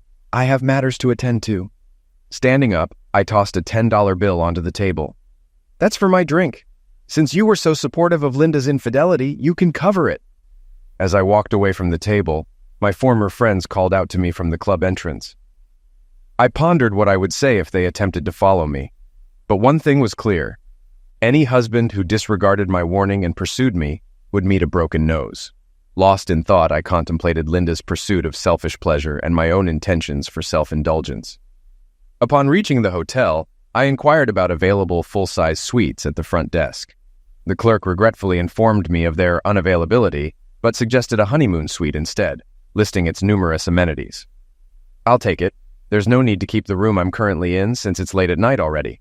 I'll cover the cost for both rooms. My wife will remain in the original room, while I'll be in the suite," I informed the young woman behind the desk. She gave me a puzzled look. "I briefly thought you were arranging something special for your wife." After she handed me the key card for the suite and provided directions, I made a request. "If my wife inquires about the key to my room, please refrain from giving it to her. Actually, could you leave specific instructions not to disclose my whereabouts if she asks?" The young woman's expression turned curious, but she smiled nonetheless. "I'll ensure the hotel staff receives your instructions," she assured me.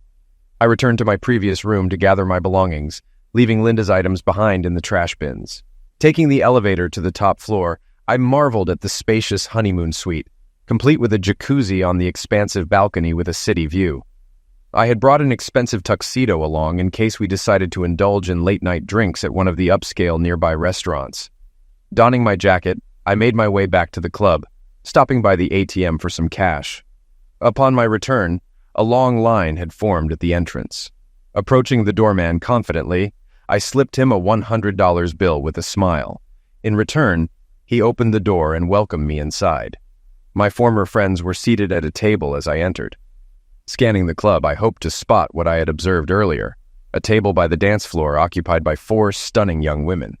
There were no men accompanying them, indicating it was likely a bachelorette party, which suited me perfectly.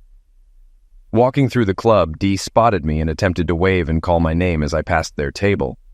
All eyes turned to me, but I paid them no heed, crossing the hall to approach a table occupied by 4 women. "Why are 4 lovely ladies sitting without company?" All 4 smiled at me, with the taller brunette laughing heartily and explaining, We're here for our friend. Some idiot left her for another woman. So we're here to lift her spirits. The brunette seemed a bit tipsy.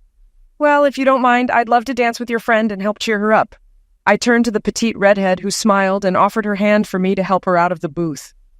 As we danced, I inquired about her name. Samantha. I'm Jim. I introduced myself. How could someone be foolish enough to let go of such a beautiful woman? She responded, because he's an idiot.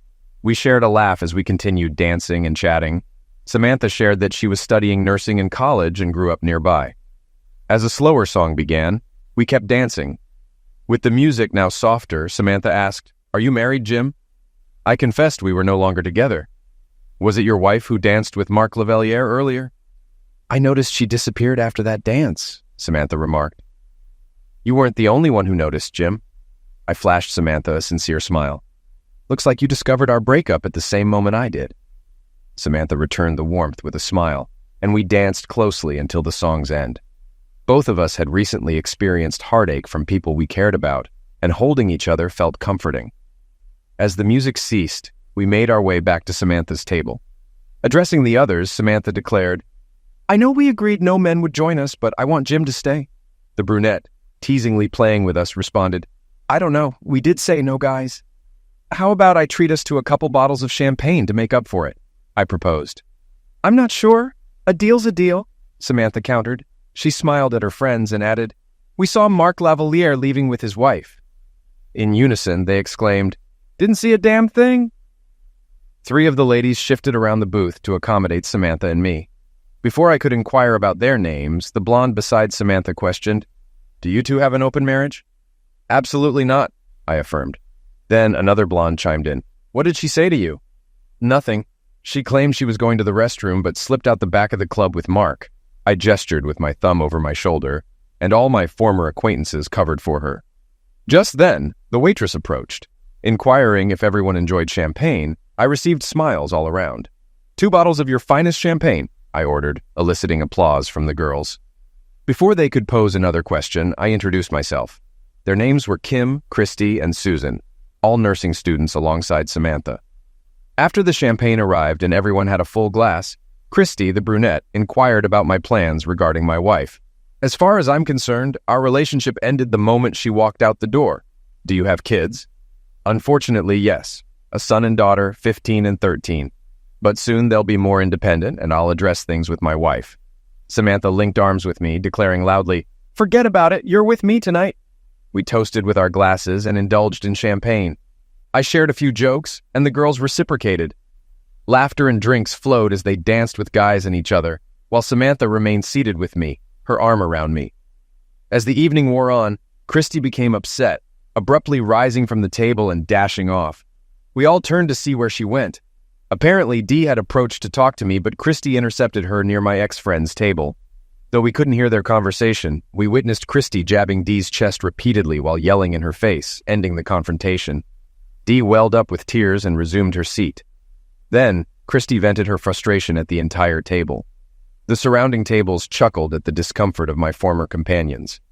Upon Christy's return, Kim and Susan exchanged high fives with her.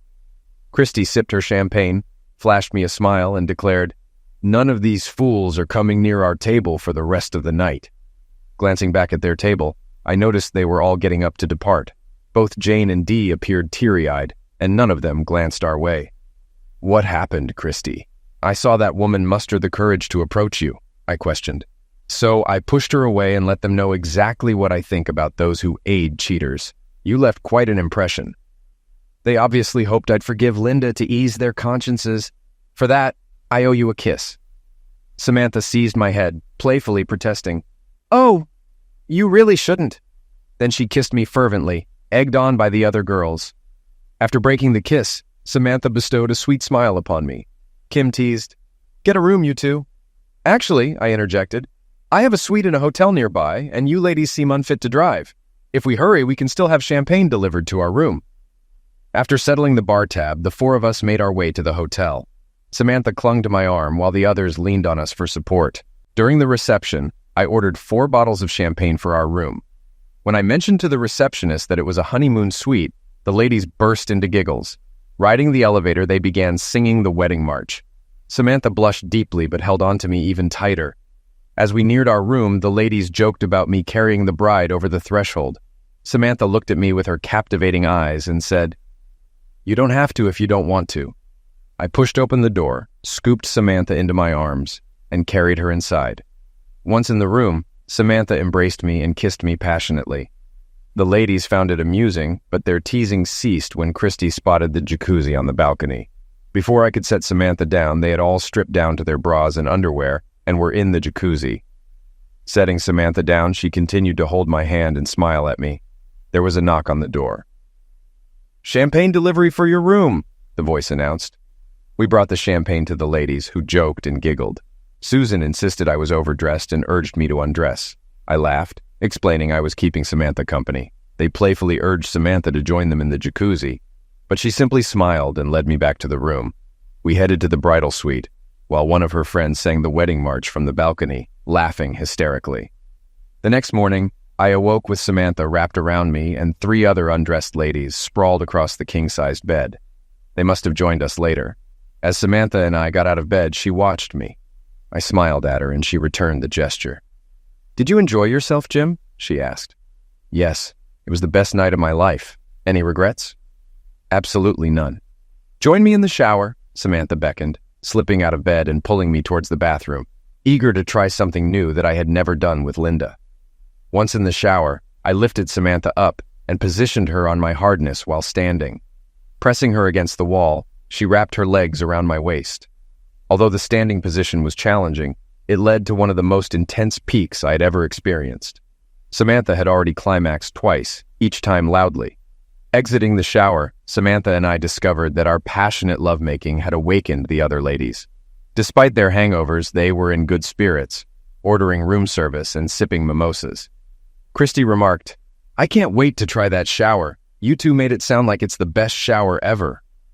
The 3 girls burst into laughter as Samantha and I exchanged smiles. After everyone had showered and departed, except for Samantha, who requested a ride home, she nestled close to me during the drive. Jim, I understand what your wife did was awful, but you still have the option to reconcile with her. If not, I'd be happy if we could see each other again, Samantha expressed hopefully. "I would like that, Samantha. Right now, I'm not inclined to return to my ex-wife. I had a great time with you. You're what I need at the moment. So give me a call if you think we can make it work," I replied, kissing Samantha at her doorstep. As she opened the door, Christy greeted me from the couch with a smile and a wave. Exiting, I realized that I was postponing a decision regarding Linda. Returning to the club had been a spontaneous response to her infidelity. While it didn't resolve my issues with Linda, it certainly lifted my spirits. Upon arriving home, I took a moment to unwind, sinking into a chair in the dimly lit living room. Lost in thought about how to navigate the end of my fractured marriage with minimal impact on my children, I didn't bother flicking on the light. Eventually, after an indeterminate amount of time, I heard a car pull into the driveway, followed by the sound of keys turning in the lock. Jim, I'm home," her voice echoed, mirroring the tone I was accustomed to hearing upon her return from errands. As she shut the front door and flipped on the light, I turned to face her. She appeared unchanged. The same blue dress draped over her, dark hair cascading down her back, familiar features, rings adorning her fingers. Everything remained unchanged. It was as if nothing had transpired, as if she hadn't spent the entire night and morning betraying me with another man. This can't be real, I thought, expecting some visible difference, a trace of guilt or shame etched on her face. Yet there was nothing. It's just me, same old me always, she remarked with a gentle smile, fully aware of my inner turmoil. Nothing's altered here. My love for you is as steadfast as ever. I wish I could say the same. Hearing my own words, I realized the detached tone I adopted. Jim, with the countenance of a man devoid of emotion, I mused, gazing at Linda before gesturing toward our bedroom. Don't start. Go take a shower, I instructed firmly. Despite attempting to interject, Linda eventually obeyed, retreating upstairs. After her shower, she returned downstairs. Jim, where are my clothes from last night? She inquired. I believe they're still in the hotel room where you left them. You didn't bring them back? No. As if on the cusp of reproach, Linda hesitated, realizing any criticism of my actions would only amplify her own misdeeds. Instead, She lapsed into silence, recognizing the futility of such an argument. Why did you leave them, Linda? She sighed in response. It was Mark Lavalliere. He's wealthy and renowned, able to have any woman he desires. When he asked me to dance last night, I felt like the most sought-after woman in the room. He made me feel truly special, Linda gushed, still basking in the glow of the previous night. As she spoke, it was evident she had become lost in reminiscing about the moments shared with Mark, completely disengaged from our conversation. It was in that moment that I realized it was truly the end. Linda will forever treasure her time with Mark Lavalliere more than any moment with me. I was merely an afterthought, I reflected. Do you love him? I inquired. No, I don't love him. It was merely physical. I love you, Jim, Linda replied. You hesitated, I pointed out. Linda, I recognize what that look means. You would have gone with him if he'd asked. It was just one night. It was just physical. The conversation ends here. I need time to think. Pack some things for yourself and the children and stay with your parents for the week. But Jim, the discussion is closed. If you truly want to resolve this urgently, given how I'm feeling, you won't get the outcome you desire, Linda retorted. This time there was anger in my tone and expression. Linda packed her bag and departed. As soon as she was out of sight, I set my plan in motion. Seeing Linda at the doorway in her familiar blue dress, unchanged, triggered an epiphany. I realized that change was necessary for my survival. I contacted my boss, requesting 2 weeks off, then rented a truck and purchased supplies from the hardware store: wood, drywall, paint, and 2 exterior doors. Upon returning home, I gathered my tools and got to work. Firstly, I removed the front door and the surrounding windows. After cutting out a sizable opening, I installed the 2 front doors, positioning the old one on the right and the new one on the left. Then, I framed the wall along the main entrance, dividing the house into 2, and applied drywall. I was converting it into a duplex. A new back door was installed on the left side where the new kitchen would be situated, mirroring the layout of the other side. The office was transformed into a 3rd bedroom on my side, while the dining room became the 3rd bedroom on Linda's side. Once completed, each side of the duplex nearly matched, except for the detached garage on Linda's side, which I plan to replicate on mine later. I changed the garage lock and the access code on the garage door to ensure only I had entry. Additionally, I erected a fence in the backyard, dividing it precisely in half, thus creating a duplex. I made daily calls to my children, informing them of my ongoing house renovations. Despite Linda's persistent request to talk, I insisted I wasn't ready to listen. A few days later, I reached out to Samantha, eager to hear her voice and perhaps arrange more time together. I thought you had forgotten about me, she remarked. I can't get you out of my mind. Would you consider going on a trip together? I proposed. No, stop teasing me, she responded. I'm serious. I was thinking of a weekend getaway, just you and me, I clarified. Really? Samantha's interest was piqued. Yes, how about the Bahamas? I suggested. Sounds tempting. Can you get away this weekend? Fly out on Thursday and return on Tuesday? I asked eagerly. Yes, I'll just grab my phone and passport. We can buy everything else there, Samantha agreed. After exchanging excitement about our upcoming adventure, I bid her farewell to finalize my travel arrangements. A spontaneous trip to the Bahamas wasn't cheap, but why not take the chance? If Linda decides on a divorce, she'll receive half of our savings and my salary for child support. It amused me to think of it as Linda indirectly funding part of the trip with Samantha. I transferred our savings into a bank account solely under my name and redirected my salary to that account. While I doubted Linda would cancel the credit card, I wanted to ensure access to funds just in case. Working tirelessly for 16 hours a day, I managed to erect most of the walls, albeit with some areas left unfinished on my part. By Wednesday, I had painted and trimmed the central wall on Linda's side. I knew I'd later need to separate utilities like electricity, gas, and water, but for now, since Linda's side shared utilities, she couldn't disconnect my side. Wednesday night, I instructed Linda to bring the kids home the following morning. Thursday morning, I secured my section of the house and waited outside, sitting on a chair. As they arrived and stepped out of the car, they appeared bewildered on the front lawn. Emma broke the silence. Dad, what's going on? I turned our home into a duplex. Like it? I asked, to which they all stared at me incredulously. Don't worry, guys. I've finished the right side and moved your belongings to your new rooms, I assured them, leading them through the new layout while Linda attended to their bags. They were speechless. Our tour concluded in the living room of the right side. But Dad, the living room is much smaller, Tommy observed. Don't fret, you won't even notice. Plus, I plan to add a garage on the other side and eventually a pool with a jacuzzi, I promised, eliciting smiles from the children.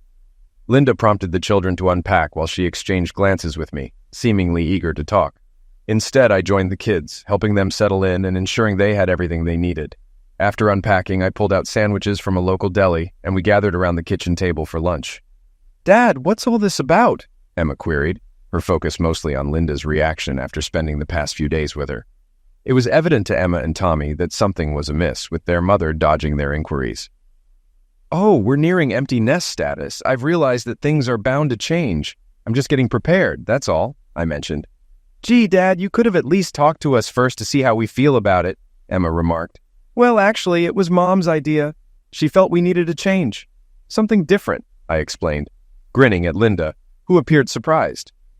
Mom, why make such a big decision without discussing it with us? Emma questioned. Yes, Mom, don't you care about our thoughts? Linda seemed puzzled. It was just a misunderstanding. Your father misinterpreted how I felt, Linda responded. I don't know, dear. You seemed quite certain then. Once I saw your unwavering commitment, I knew there was no turning back, I added, causing Linda to appear on the verge of tears before she left the room. Tommy asked, "What's up with Mom lately? She's been crying over everything," I relayed. I shrugged and suggested they ask her. Before Emma could ask more, I informed them of my planned trip out of town, ensuring them I'd call every evening but be unreachable otherwise. I kissed their heads and swiftly made my way to the door. I wondered if they noticed my lack of goodbye to their mom, who was in the bedroom. I picked Samantha up and we hit the road. It was an incredible experience. First-class flights, a luxurious resort, and royal treatment. A weekend filled with sun, sand, waves, food, and drinks. Simply fantastic. Samantha was genuinely appreciative and showed her enjoyment at every turn. By the time we headed back, we were both bronzed and so familiar with each other's bodies. Dropping Samantha off on Tuesday, she kissed me passionately. "Do you want to spend one more night?" she asked. "Yes, but we need to meet in person sometime, and you have classes tomorrow.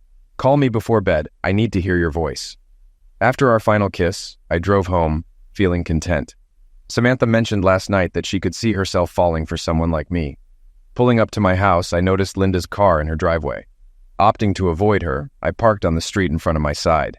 While unpacking, Linda knocked on my door. "You're back," she noted. "Yes, I am. Can we talk?" "Sure, what's on your mind?" "Can I come in?" "No, this is my space, and you're not welcome here." "Ever," I asserted, leaving Linda visibly taken aback before she retreated to her room. The realization hit me that living on her side of the duplex was not going to happen. We sat at her kitchen table. "Jim, I love you. I want things to go back to normal," she said. "It won't happen," I replied. "Why not?" she asked. "Because if you haven't noticed, you did something that changed how I feel about you forever." "That shouldn't define us," she argued. "Actually, it does. Nothing will erase what happened or how I feel about it." "But I still love you," I said, gathering my thoughts. "Imagine we're on a date with friends. You leave me for another man and spend the entire night and morning with him. If this happened on our first date, would there have been a second?" "But Jim, it was Mark," she pleaded. "I don't care who it was. You chose someone else over me. You chose to sneak out of the club and be with Mark Lavaliere. It was just one night. You've had your whole life to show me you love me. The moment someone more famous spoke to you, I became insignificant," I explained. "Does this mean I should keep you away from all famous people? There's a marathon this weekend. Will you sleep with the winner?" she countered. "Jim, that's not fair," she protested. In a calm voice, I responded, "So, now you want fairness? You want a chance to minimize what you did, to talk me out of my anger, to shame me for feeling betrayed. A fair chance to accuse me of not prioritizing our family over my own pain. It seems I'm the only one expected to be fair in this relationship." I reached for her hand, and she reluctantly took it. We locked eyes, and I knew I was about to deliver a painful blow. Linda needed to understand how our future relationship would unfold, and I was eager to show her. "It's too late, Linda. Too late." "Yes, it's too late. I found someone else," she revealed. "No," I countered. Linda recoiled, pulling her hands from mine. "Do you know who it is?" she asked. I'm sure Dee and your friends told you about the redhead I danced with, the one who held me tightly, I confirmed. The woman who took your place on the anniversary you discarded when the words replaced and threw you away were said came to her. I gazed into Linda's eyes and detected sadness. I understood that Dee must have sent Linda pictures of Samantha and me dancing closely, resembling lovers. With simmering anger in her voice, Linda asked, "Are you doing this to retaliate against me? Introducing some 24-year-old girl to me to even the score?" "Actually, she's 21. I spent 4 days with her in the Bahamas. Remember that dream vacation we always talked about? It was fantastic." I knew I wore a broad smile as I spoke, unable to contain my excitement. The weekend truly had been remarkable. Linda glared at me once I finished speaking. I sensed my words had stoked her anger. I knew my lingering smirk only fueled it further. Reminding myself of the children, I took a deep breath, willing my face to relax and the grin to fade. Linda's eyes burned with fury, indicating she was about to unleash a torrent of condemnation. But upon seeing my grin resurface, she realized I anticipated every word she intended to utter. Linda froze. Then she let out a slow exhale, shut her mouth, and rested her hand on the table. We sat in silence, locked in a stare. I could tell Linda wanted to lash out at me, to scold me for my actions. However, she recognized she had lost her moral high ground. The leverage she relied on in our relationship was built on love and trust, qualities she had casually discarded for a single night of passion. It dawned on Linda that her actions had exacted a heavier toll than she had anticipated. I'm certain that when Linda made the decision to be with Mark, she believed she was just cashing in some of the chips she had accumulated throughout our marriage. It finally dawned on her that she had recklessly put everything on the line. Linda sat silently for a moment, her hands clasped together on the table, staring off. "It doesn't matter. I love you. Yes, you keep insisting that your love holds special significance. But why should I value your love when it's clear that my love for you means nothing to you after what you've done? So why should I care about your love? But I don't want to lose you." "Well, I fail to understand how you thought you could shatter my trust completely and still expect to keep me. You took me for granted, and now you don't deserve me." Linda appeared bewildered. "I'm going to my place. There's still a lot of work to be done around the house. I'll be back for dinner with you and the kids. Please don't bother me until then." I stood up and headed back to my apartment. Linda wept as I departed. Leaving Linda was incredibly painful. I longed to embrace her like before, but deep down I knew there was no returning to what we once were. The Linda I knew as my wife was gone and would never return. Anything I have with her now will serve as a painful reminder of everything we could have had, everything she carelessly destroyed without a second thought or a hint of remorse. Before dinner, the kids and I ventured to my side of the house to explore. I showed them the new kitchen area and my plan to replace the back wall with glass overlooking the pool. They seemed concerned. As they observed the fence dividing the backyard, they grasped that this side would be mine. Then I indicated where their new rooms would be on my side of the house. "Dad, why do I need 2 bedrooms here?" Tommy inquired. "Because this side is going to be my home, and that side will be your mother's home," I explained. "Emma, are you and Mom getting divorced?" Tommy asked. "Dad, Mom won't say anything no matter how many times we ask," Emma added. "No, we're just separated. I don't want to be a weekend dad, so I thought it would be best to split the house, and you two can choose which side you want to live on." Just as we were about to continue, Linda popped her head through the front door to announce that dinner was ready. We ate in silence, with Linda appearing tense. It was evident that the children had picked up on more than we realized. Tommy blurted out too loudly, "I'll move in with Dad once he's done decorating my room." Linda's face registered shock. "Dad told you we're splitting up." "We're not. It's just a misunderstanding, and we're still discussing it," Linda clarified. Emma slammed her hand on the table and exclaimed, "Who's changing? I want to know." Emma and Tommy exchanged looks between Linda and me. I locked eyes with Linda, who avoided my gaze and stared at her plate. When Linda began to cry, the children got their answer. I informed the children that their mother was exhausted and needed rest. Guiding Linda to the bedroom, I assisted her in undressing and tucked her into bed. Planting a quick kiss on her forehead, reminiscent of comforting a child after a nightmare, I switched off the light and closed the door. My focus shifted to Linda, akin to handling a grown child who had committed a grave offense and faced a lifelong sentence. While I still harbored love for her, she was no longer a prominent figure in my daily life or thoughts. Initially, I checked on Tommy in his room. He lay on his bed, engrossed in correspondence with his friends. When I asked if he wanted to talk, he declined. Proceeding to Emma's room, I found her angry and tearful. "Why did she do this, Dad?" she questioned. "You'll have to ask her. Forgiveness isn't easy," I replied. "Then I don't know if I can forgive myself," she lamented. "I understand, but I want us to remain a family," I reassured her.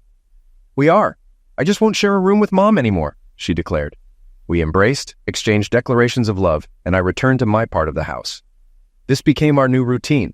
As I typically left for work before the kids woke up, our mornings remained unchanged. Linda and I continued to split responsibilities for shuttling the kids to their various activities and events. Family dinners persisted in Linda's section of the house whenever possible. Despite Linda's attempts to discuss our situation weekly, I rebuffed her, stating my reluctance to engage. School functions became noticeably different. I consciously avoided standing or sitting near Linda during our children's events. If she approached me, I quickly excused myself to the restroom and relocated upon my return. I was rarely alone for long, as single or divorced acquaintances often gravitated toward me. They invariably inquired about our relationship status, to which I consistently replied that we were separated as of the following month. I invested in new attire, appliances, kitchen fixtures, and furnishings for my side of the house, transforming it into a stylish bachelor pad with a large TV and updated entertainment system. I spared no expense. When I acquired a high-end convertible, Linda voiced concerns about our finances. "Jim, can we afford all this? The car must have been expensive." "Linda, my car was older than yours by 8 years, and I needed an upgrade. You've always replaced your car twice as often as I did. So I decided to catch up on those missed years with my new car. And as for everything else that's new, did you really expect me to live in a rundown place? What about the furniture? I thought I was considerate by not making you part with any of the furniture you chose for your home. I'd be happy to share it with you." "It's fine. Your taste in furniture never appealed to me." "Why didn't you say something earlier?" "I kept quiet because I wanted you to be happy. Furniture wasn't a big deal to me." I let her ponder that for a moment. "Don't worry. We're financially stable. Actually, the house is paid off, and once the kids move out, my side will be too big for me. I plan to rent it out for extra income, so money won't be an issue." Linda flashed me her most approving smile, the "someone's getting lucky today" smile, and reached out to pat my shoulder. "I'm not complaining. I like your new car, and you look great in your new clothes." "Thanks. I can't take all the credit. Tommy and Emma wanted a convertible to drive, and Samantha helped me pick out the clothes and furniture. Turns out we have similar tastes." At the mention of Samantha, Linda's smile faltered, and her hand dropped from my shoulder. "Oh, I was just curious." With that, she turned and walked away. I hadn't meant to flaunt Samantha in Linda's face, but she was becoming a significant part of my life. I also realized that I often thought about Samantha and seldom about Linda's feelings. Samantha started frequenting my side of the house regularly. Eventually, Tommy moved into my side as his main bedroom. Emma, who had mostly stayed on Linda's side, began spending more time with Samantha. Samantha seemed to assume the role of Emma's cool older sister. Before long, Samantha was spending weekends and most weeknights with me. The only contention arose when I insisted Samantha join us for family dinners for the second time. Linda remained polite, but it was evident she didn't want this to become a routine. The next day, as I was leaving for work, Linda intercepted me. "Jim, I appreciate our conversation, but I'd prefer if you didn't bring your girlfriend to our dinners. That's our time to be a family with the kids." "This is great. Going forward, I'll skip dinner when Samantha isn't there, but I'll also extend an open invitation for the kids to join me and Samantha for dinner if they want." "That's not fair, Jim. Dinner time is our only chance to be a family together." "So, are we talking about fairness now, Linda? All right, let's be honest here. Samantha is becoming a significant part of my life, and I want her to be more involved. Samantha gets along well with the kids. Excluding her from our family dinners doesn't seem fair to her. Fair to me or fair to the kids? If you want to exclude her, you'll be excluding me too." "But Jim..." "Linda, your idea of honesty has always been self-serving. Forget about my feelings. I bet you thought you were being honest when you snuck out the back door to be with Marc Lavaliere." Even though we weren't living together anymore, it was surprising to see how Linda still thought she could manipulate me easily. "Linda, you threw integrity out the window that night. So if you don't like it, fairness would be for you to start cooking dinners on my side, and I'll let you join us. Samantha loves cooking and she's great at it." With tears in her eyes, Linda said, "I'm sorry I brought this up. Samantha is more than welcome to join us for dinner anytime she wants. After the pool and hot tub were finished, Tommy particularly enjoyed hanging out with Kim, Christy, and Susan by the new pool. They shamelessly flirted with Tommy, engaging in a friendly competition to see who could make him blush the most. Their competition escalated with tighter swimsuits, but Christy had an advantage with her ample curves. When she kissed Tommy in the pool, pressing her chest against him, she won the contest. Tommy couldn't leave the pool for a good 10 minutes despite the cold water. Tommy was undoubtedly the winner in their game, gaining confidence and eventually getting a girlfriend at school. Once the girls met Tommy's girlfriend, they stopped flirting with him and treated her like the luckiest girl. Samantha has some amazing friends. And no, I never allowed Linda to visit my side of the house. I didn't want her complicating my relationship with Samantha. Unfortunately, a few years later, Samantha graduated from high school and our relationship ended. I could see it in Samantha's expression at Susan's wedding, where we attended together. I realized I was essentially becoming her provider due to our age gap. While it didn't bother me, I sensed it bothered Samantha. Despite our wonderful rapport, spending entire weekends together and integrating with each other's families, there was an unspoken tension. When Samantha hinted at relocating, I proposed to her, but she expressed her desire to adhere to a family tradition instead. Although she didn't explicitly say it, I could sense her internal conflict. I was perfect for her in many ways, just not the right age. I felt like Samantha was taking me for granted, assuming that great men like me were abundant. I subtly tried to make her realize that her rigid standards were creating an insurmountable barrier for any man. Just like with Linda, my success seemed to backfire, as Samantha seemed to think I was interchangeable. I reminded Samantha of Linda's similar mindset, and where it led her, Samantha adamantly denied ever making the same mistake, sealing our fate. Ultimately, I understood Samantha's decision. I assured her that if she ever changed her mind, I would be there for her. Perhaps we might reconnect later in life when the age gap isn't as significant. I cherished every moment spent with Samantha, appreciating her honesty in our conversations, unlike Linda's deceitful actions. As for Linda's friends, who were once my own, they occasionally tried to persuade me to reconcile with Linda, but their arguments fell flat. I would counter their arguments with the reality of how it feels to be cheated on by your spouse, which they seemed to find acceptable and even encouraged, based on what I witnessed that night. Actually, I believe it wasn't mere chance that led us to a club frequented by Marc Lavalier. I just happened to be married to the most attractive woman.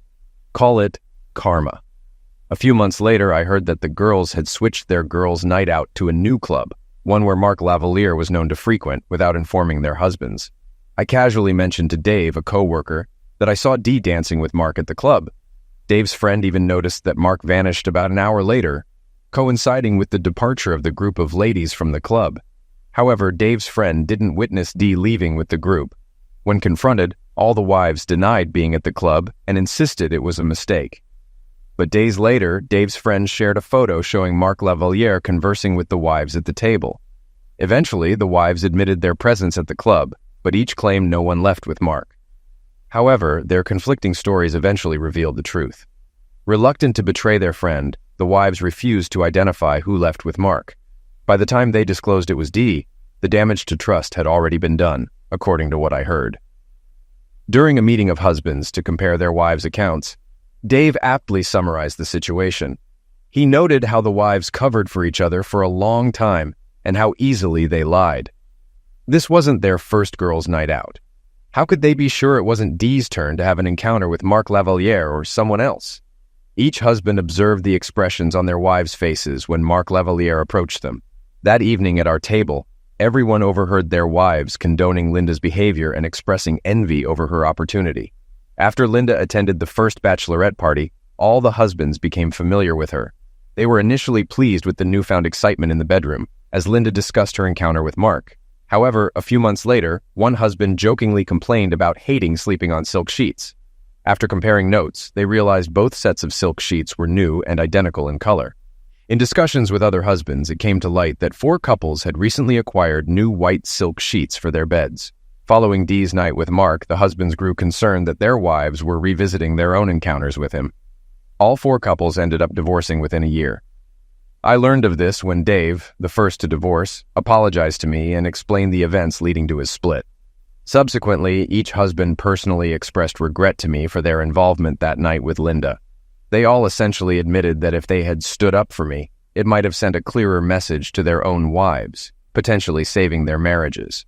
As for Marc Lavaliere, his habit of pursuing married women eventually angered the wrong person.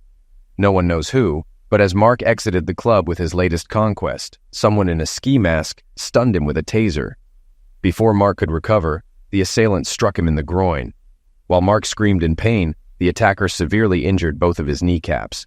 Despite having video footage, no one was ever apprehended.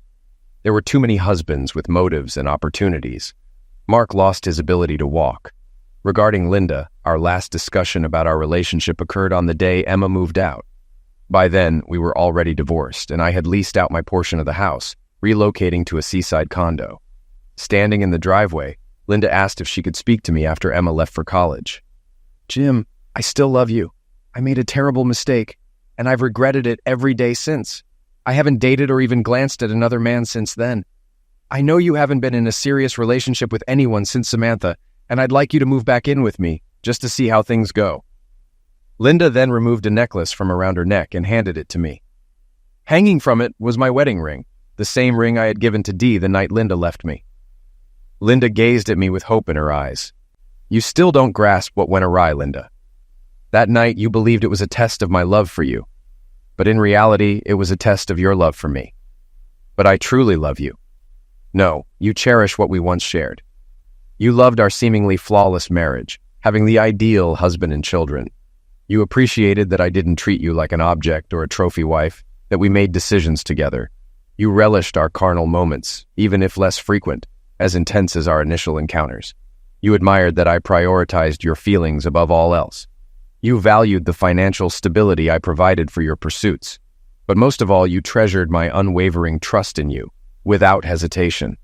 Now you claim to love me more than ever, realizing you won't find another who could make you as happy. No one will ever love you as intensely as I once did.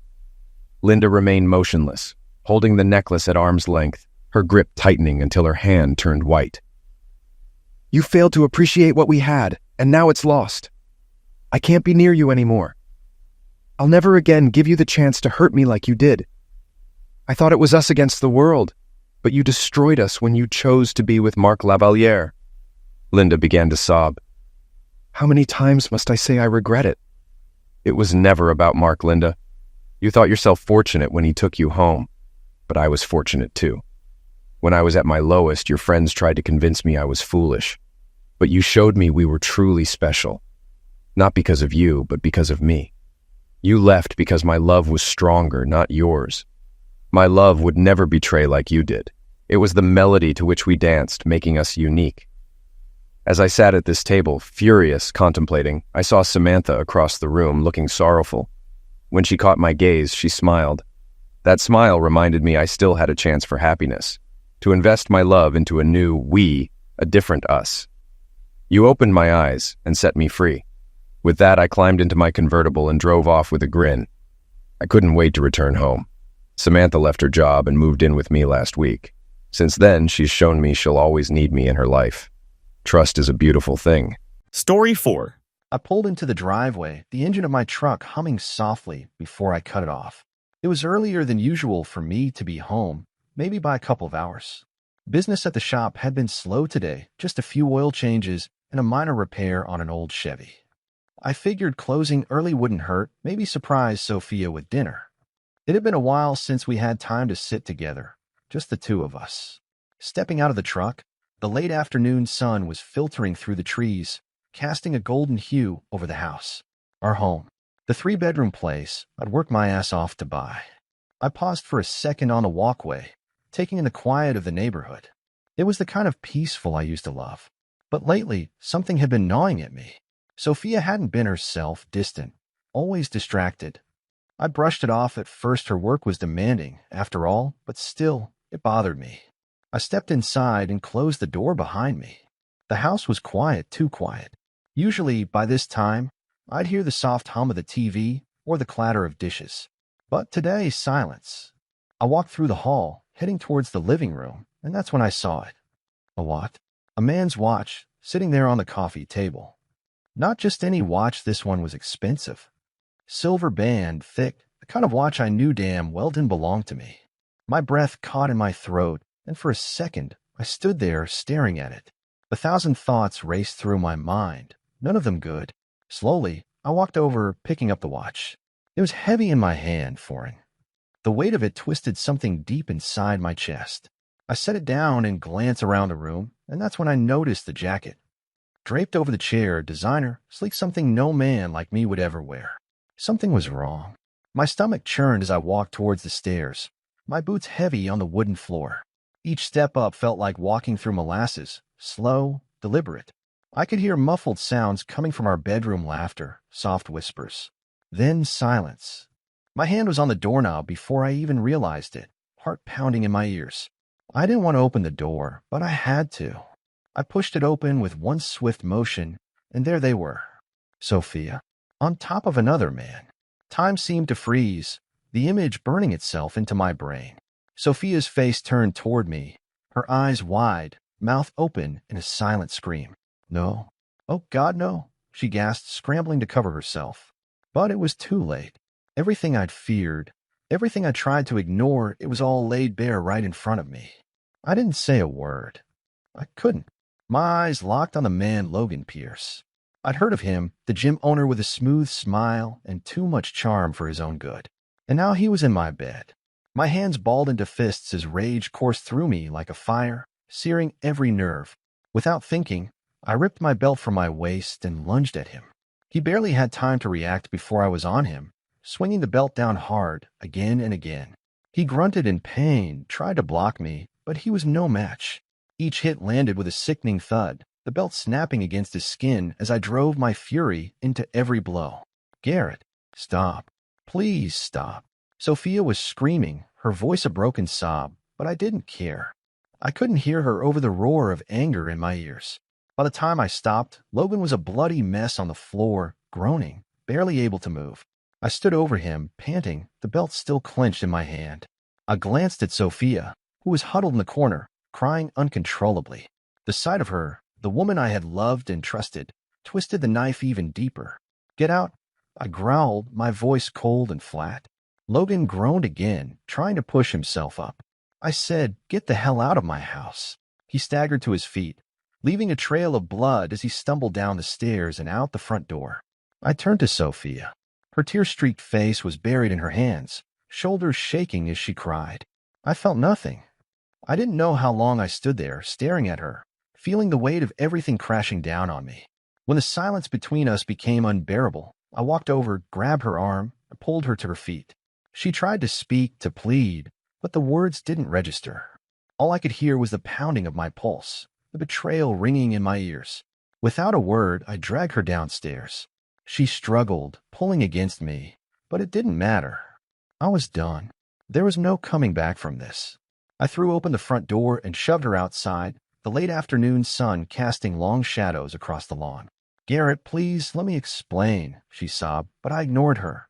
One by one, I started throwing her clothes out onto the grass, her shoes, her bags, everything. I didn't care where it landed. She could have it all, just as long as she was gone. Stop. Please stop. Her voice cracked, but I kept going, my movements mechanical, emotionless. When I was done, I stood at the door, looking at the pile of her life scattered across the lawn, and at her broken, crying, pleading. You destroyed our marriage, Sophia, I said, my voice like ice. This is your problem now. And with that, I slammed the door. 2 weeks had passed since I threw her out of the house. 2 weeks of silence. The kind of silence that seeps into your bones, gnawing at your insides when you're left alone with your thoughts for too long. I busied myself at the shop, spent longer hours there than I needed to, but no matter how much I worked, I couldn't shake the weight pressing down on me. It wasn't sadness, I hadn't felt sad since that day, but there was something else. Something like emptiness. I was sitting across from my lawyer now, in some sterile office downtown, watching him flip through pages of paperwork with sharp, methodical eyes. He hadn't asked me much, just a few questions here and there about assets and joint accounts. Things I couldn't care less about. All I wanted was for this to be over as quickly as possible. Given the circumstances, Attorney Walker said, adjusting his glasses, you'll be in a favorable position here. Infidelity doesn't leave much room for negotiation. I nodded, my hands gripping the armrest of the chair. Favorable position. I didn't care about winning or losing. I just wanted her out of my life for good. The door opened, and I didn't have to look to know it was her. I could feel it in the way the air shifted. Sophia walked in quietly, her once perfectly put-together appearance now a shadow of what it used to be. She looked thinner, her face gaunt, eyes hollow, like she hadn't slept in days. Her clothes were simple, nothing like the fancy dresses she used to wear to work. Now she just looked defeated. We hadn't spoken since that day. I wasn't sure if I wanted to now. Garrett. Her voice was soft, almost timid. Can we talk? I didn't look up. There's nothing to talk about. Her chair scraped against the floor as she sat down, and for a few moments, it was quiet except for the sound of the clock ticking on the wall. Please, she tried again, her voice cracking a little. I made a mistake. I know that. But can't we try to work this out? I looked at her then. Really looked at her. The woman sitting across from me wasn't the woman I married. She wasn't the woman who laughed at my terrible jokes, who stayed up late with me on the porch, talking about everything and nothing. She was someone else now, someone I didn't recognize. You made your bed, Sophia, I said, my voice cold. Now you can lie in it. She flinched at the words, and for a second, I almost felt something. But that flicker of emotion was gone before I could grab onto it. The memory of her with him, in our bed, burned through any ounce of pity I might have had left. Attorney Walker slid the divorce papers across the table, tapping the bottom of the page. This is your final agreement. If you're ready, Mr. Thompson, we can finalize it. I picked up the pen and glanced at the papers, not really reading them. This was just a formality. My mind was already made up. With a quick signature, I handed them back. Sophia reached out across the table, her hand trembling. Garrett, please, don't do this. We've been through so much together. I love you. Her words hung in the air for a second, and I felt her eyes on me, desperate. But I couldn't feel anything in return. Not anymore. I don't care, I said, my voice flat. I don't care what you feel. You threw everything we had away. She blinked, tears welling up in her eyes. But I stood, the chair scraping loudly behind me as I pushed it back. Get out of my life, Sophia, I said, not even looking at her as I walked out of the office. For good. It was about a month later when I heard the knock on my door. I had just gotten home from the shop, the long hours keeping me occupied, but not enough to stop me from thinking about everything. I had managed to bury it most days, keep the memories locked away where they couldn't reach me. But at night, when I sat in that empty house, it was harder to push them down. I wasn't expecting visitors, so when I opened the door and saw her standing there, I froze. Sophia. She looked terrible. Worse than she had at the lawyer's office. Her eyes were sunk in dark circles under them, like she hadn't slept in days. Her clothes were wrinkled, and her hair, usually neat and styled, was a mess. Garrett. Her voice was barely above a whisper. Can I come in? I didn't move. Didn't say anything. My grip tightened on the door, and I kept it halfway closed. She bit her lip, her eyes desperate. I don't have anywhere else to go. I've lost my job. My apartment. They evicted me. Please, I just need a place to stay. Just for a little while. For a second, I almost pitied her. Almost. But then I remembered why she was here in the first place, why she had fallen this far. You think I'd help you? I asked, my voice low. After everything, she swallowed hard, tears spilling down her cheeks. I know I don't deserve it. I know I'm messed up, but I've got nothing left. I don't know where else to go. I stared at her for a long moment. There was a time when I would have opened the door, let her in, try to fix things. But that time was long gone. The woman standing on my doorstep wasn't the woman I married. She was just a reminder of everything I'd lost, everything she had destroyed.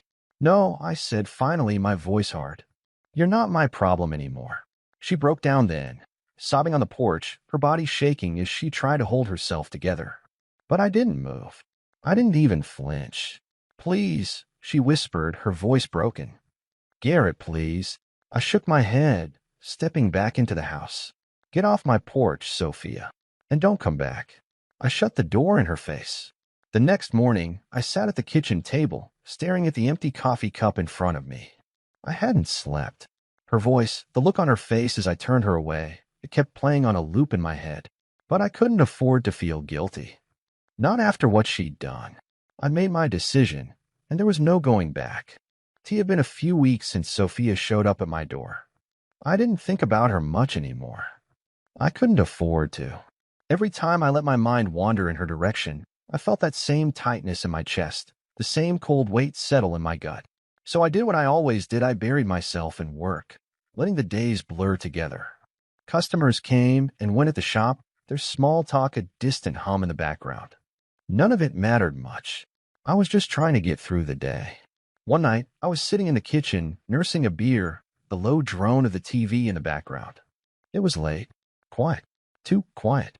I thought about calling someone, maybe heading to the bar to watch the game, but the thought faded just as quickly as it came. I didn't have the energy for company. Hell, I didn't have the energy for much anymore. I took a long sip of beer, staring at the half-empty bottle. The house felt emptier these days, and not just because she was gone. It felt like the life had been sucked out of it, like all the warmth that used to be here had died with our marriage. I didn't even have the heart to change anything. Her stuff was still packed up in the boxes I'd thrown out, scattered across the lawn. The lawn where she'd broken down, where I'd turned my back on her. But it didn't matter, right? I made my choice. She'd made hers. I leaned back in my chair, letting out a long breath when something on the news caught my attention. The reporter was talking about rising crime in the city, about people falling on hard times. They cut to a shot of downtown, the kind of place you didn't go after dark unless you were looking for trouble. My eyes narrowed as I watched the screen. It felt distant, like something happening in another world. But then for some reason, I thought of her. Where was she now? I shook the thought out of my head. It wasn't my problem anymore. A few days later, I was filling up my truck at the gas station near the shop. It was early, the sun barely up, and the world was still waking up. I liked mornings like this. It was quiet, peaceful. Just the hum of the gas pump and the sound of birds starting to chirp in the distance. But as I was standing there, lost in the rhythm of my morning, I saw her. At first, I didn't recognize her. Just a figure slumped on the curb, hunched over like she was trying to disappear into herself. Her clothes were filthy, her hair matted, and she was thin. Too thin. My heart sank, a cold dread creeping up my spine. It couldn't be. But it was. Sophia. I froze, the gas pump still in my hand as I stared at her. She hadn't seen me yet. Her head was down, arms wrapped around herself like she was trying to hold herself together. And for a second, I almost turned away. Almost walked back to my truck and left her there, like she didn't exist. But something stopped me. Maybe it was guilt.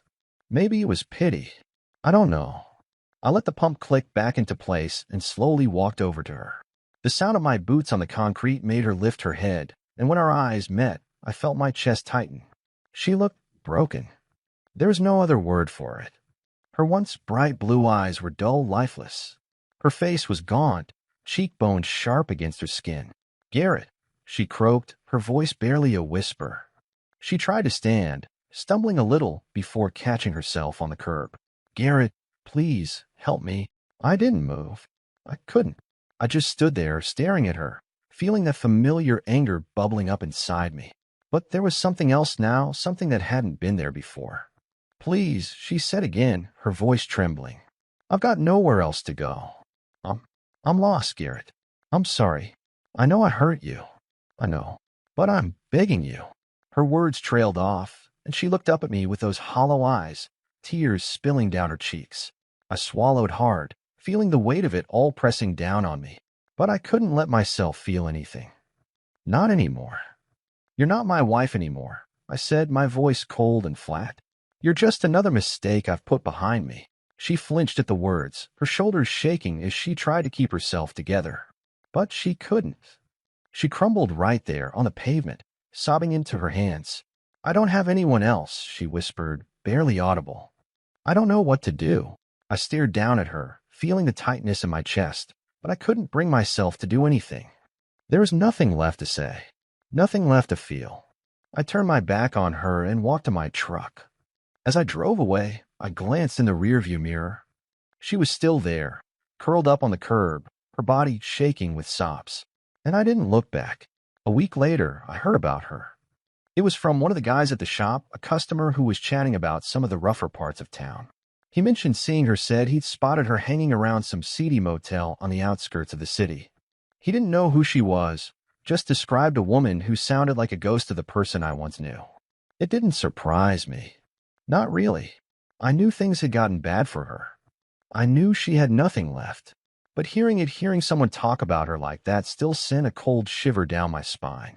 I tried to forget about it, tried to push it out of my mind. But it stuck with me, like a thorn buried too deep to pull out. It was late one night when I finally saw her again. I was driving through the outskirts of town, the neon signs of rundown motels flickering in the dark. I wasn't sure why I was there, but part of me knew I was looking for her. Maybe it was guilt. Maybe I just needed to see for myself how far she'd fallen. I parked the truck and walked down the street, the sound of the night wrapping around me, distant sirens, cars passing by, and the low murmur of voices coming from dark alleyways. And then I saw her.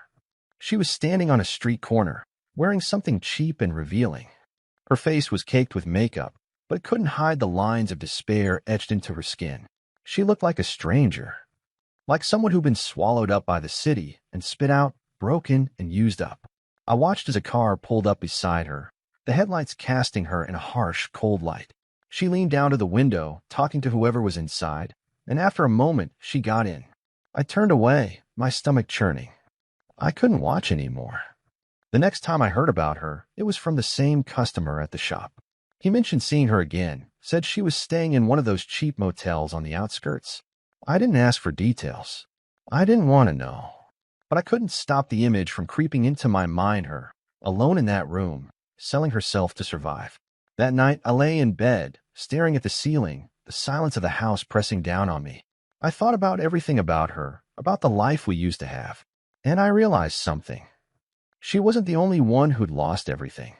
Days passed, and I couldn't shake the image of Sophia on that street corner, her hollow eyes, the way she got into that car. It stayed with me like a stain I couldn't scrub clean. But instead of regret or pity, something else began to settle in. Something I didn't want to admit at first, but the more I thought about it, the clearer it became. I was glad she was suffering. It was a dark kind of happiness, the kind that you don't say out loud. It twisted in my chest like a knife, sharp and bitter, but satisfying all the same. Every time I heard someone mention her, every time her name came up, it was like a little spark of vindication lit up inside me. She had done this to herself after all. She'd broken everything we had. Why shouldn't she pay for it? I was at the shop one afternoon, going through the motions of another oil change, when Tim, one of my regulars, walked in, his face splitting into a grin. "You won't believe what I heard the other day," he said, leaning against the counter like he had the juiciest piece of gossip in town. "Ran into a guy who lives down near the apartments on Maple, said he's seen your ex hanging around there. Real bad shape, man." I didn't say anything, just kept working on the engine in front of me, but inside, I felt a spark of interest. "Oh yeah," I muttered, barely lifting my head. Tim nodded eagerly, oblivious to the cold knot forming in my chest. "Yeah, she's with that old creep, Davis. You know, the landlord. Word is, she's been sleeping with him just to stay in that dump of a building." "Poor thing, huh?" He laughed, but I didn't join in. Instead, I just wiped the grease off my hands and nodded. Inside, though, something shifted. Hearing how low she'd fallen, how she was being used by a man like Davis, it should have made me sick. It should have made me feel something other than what I was feeling. But all I felt was a grim sense of satisfaction. I imagined her with him, broken, desperate, willing to do anything just to survive. A part of me, maybe the darker part, was happy she was going through it. She deserved it, didn't she? After everything she did to me, to us, to our life together, she deserved every ounce of misery she was getting. She made her choices. Now she had to live with them. Life's funny, huh?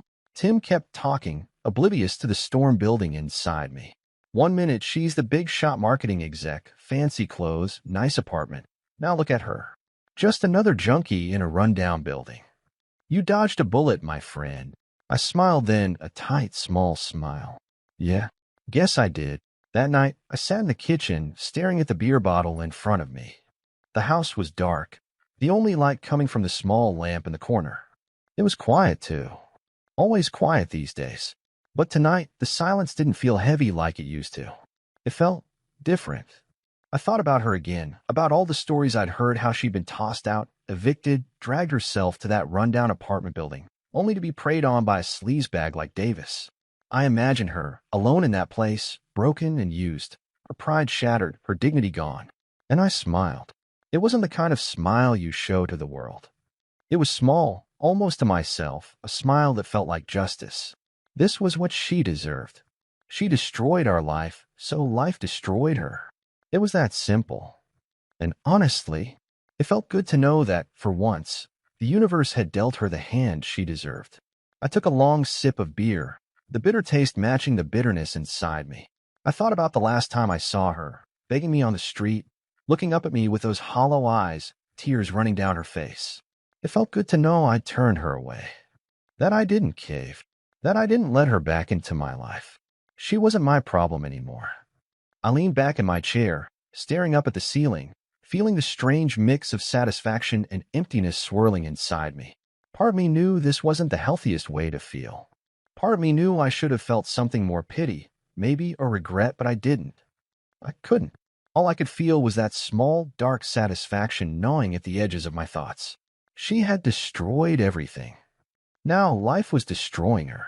A few days later, I heard more about her. The stories were getting worse. People around town were talking, whispering about how far she'd fallen, how she'd been seen with more men, taking them back to that dingy apartment, how she was desperate for money, for anything, how she was nothing but a shell of the woman she used to be. And every time I heard it, I felt that dark satisfaction grow a little stronger. Every time someone mentioned her, I felt like I was winning, like I'd come out on top.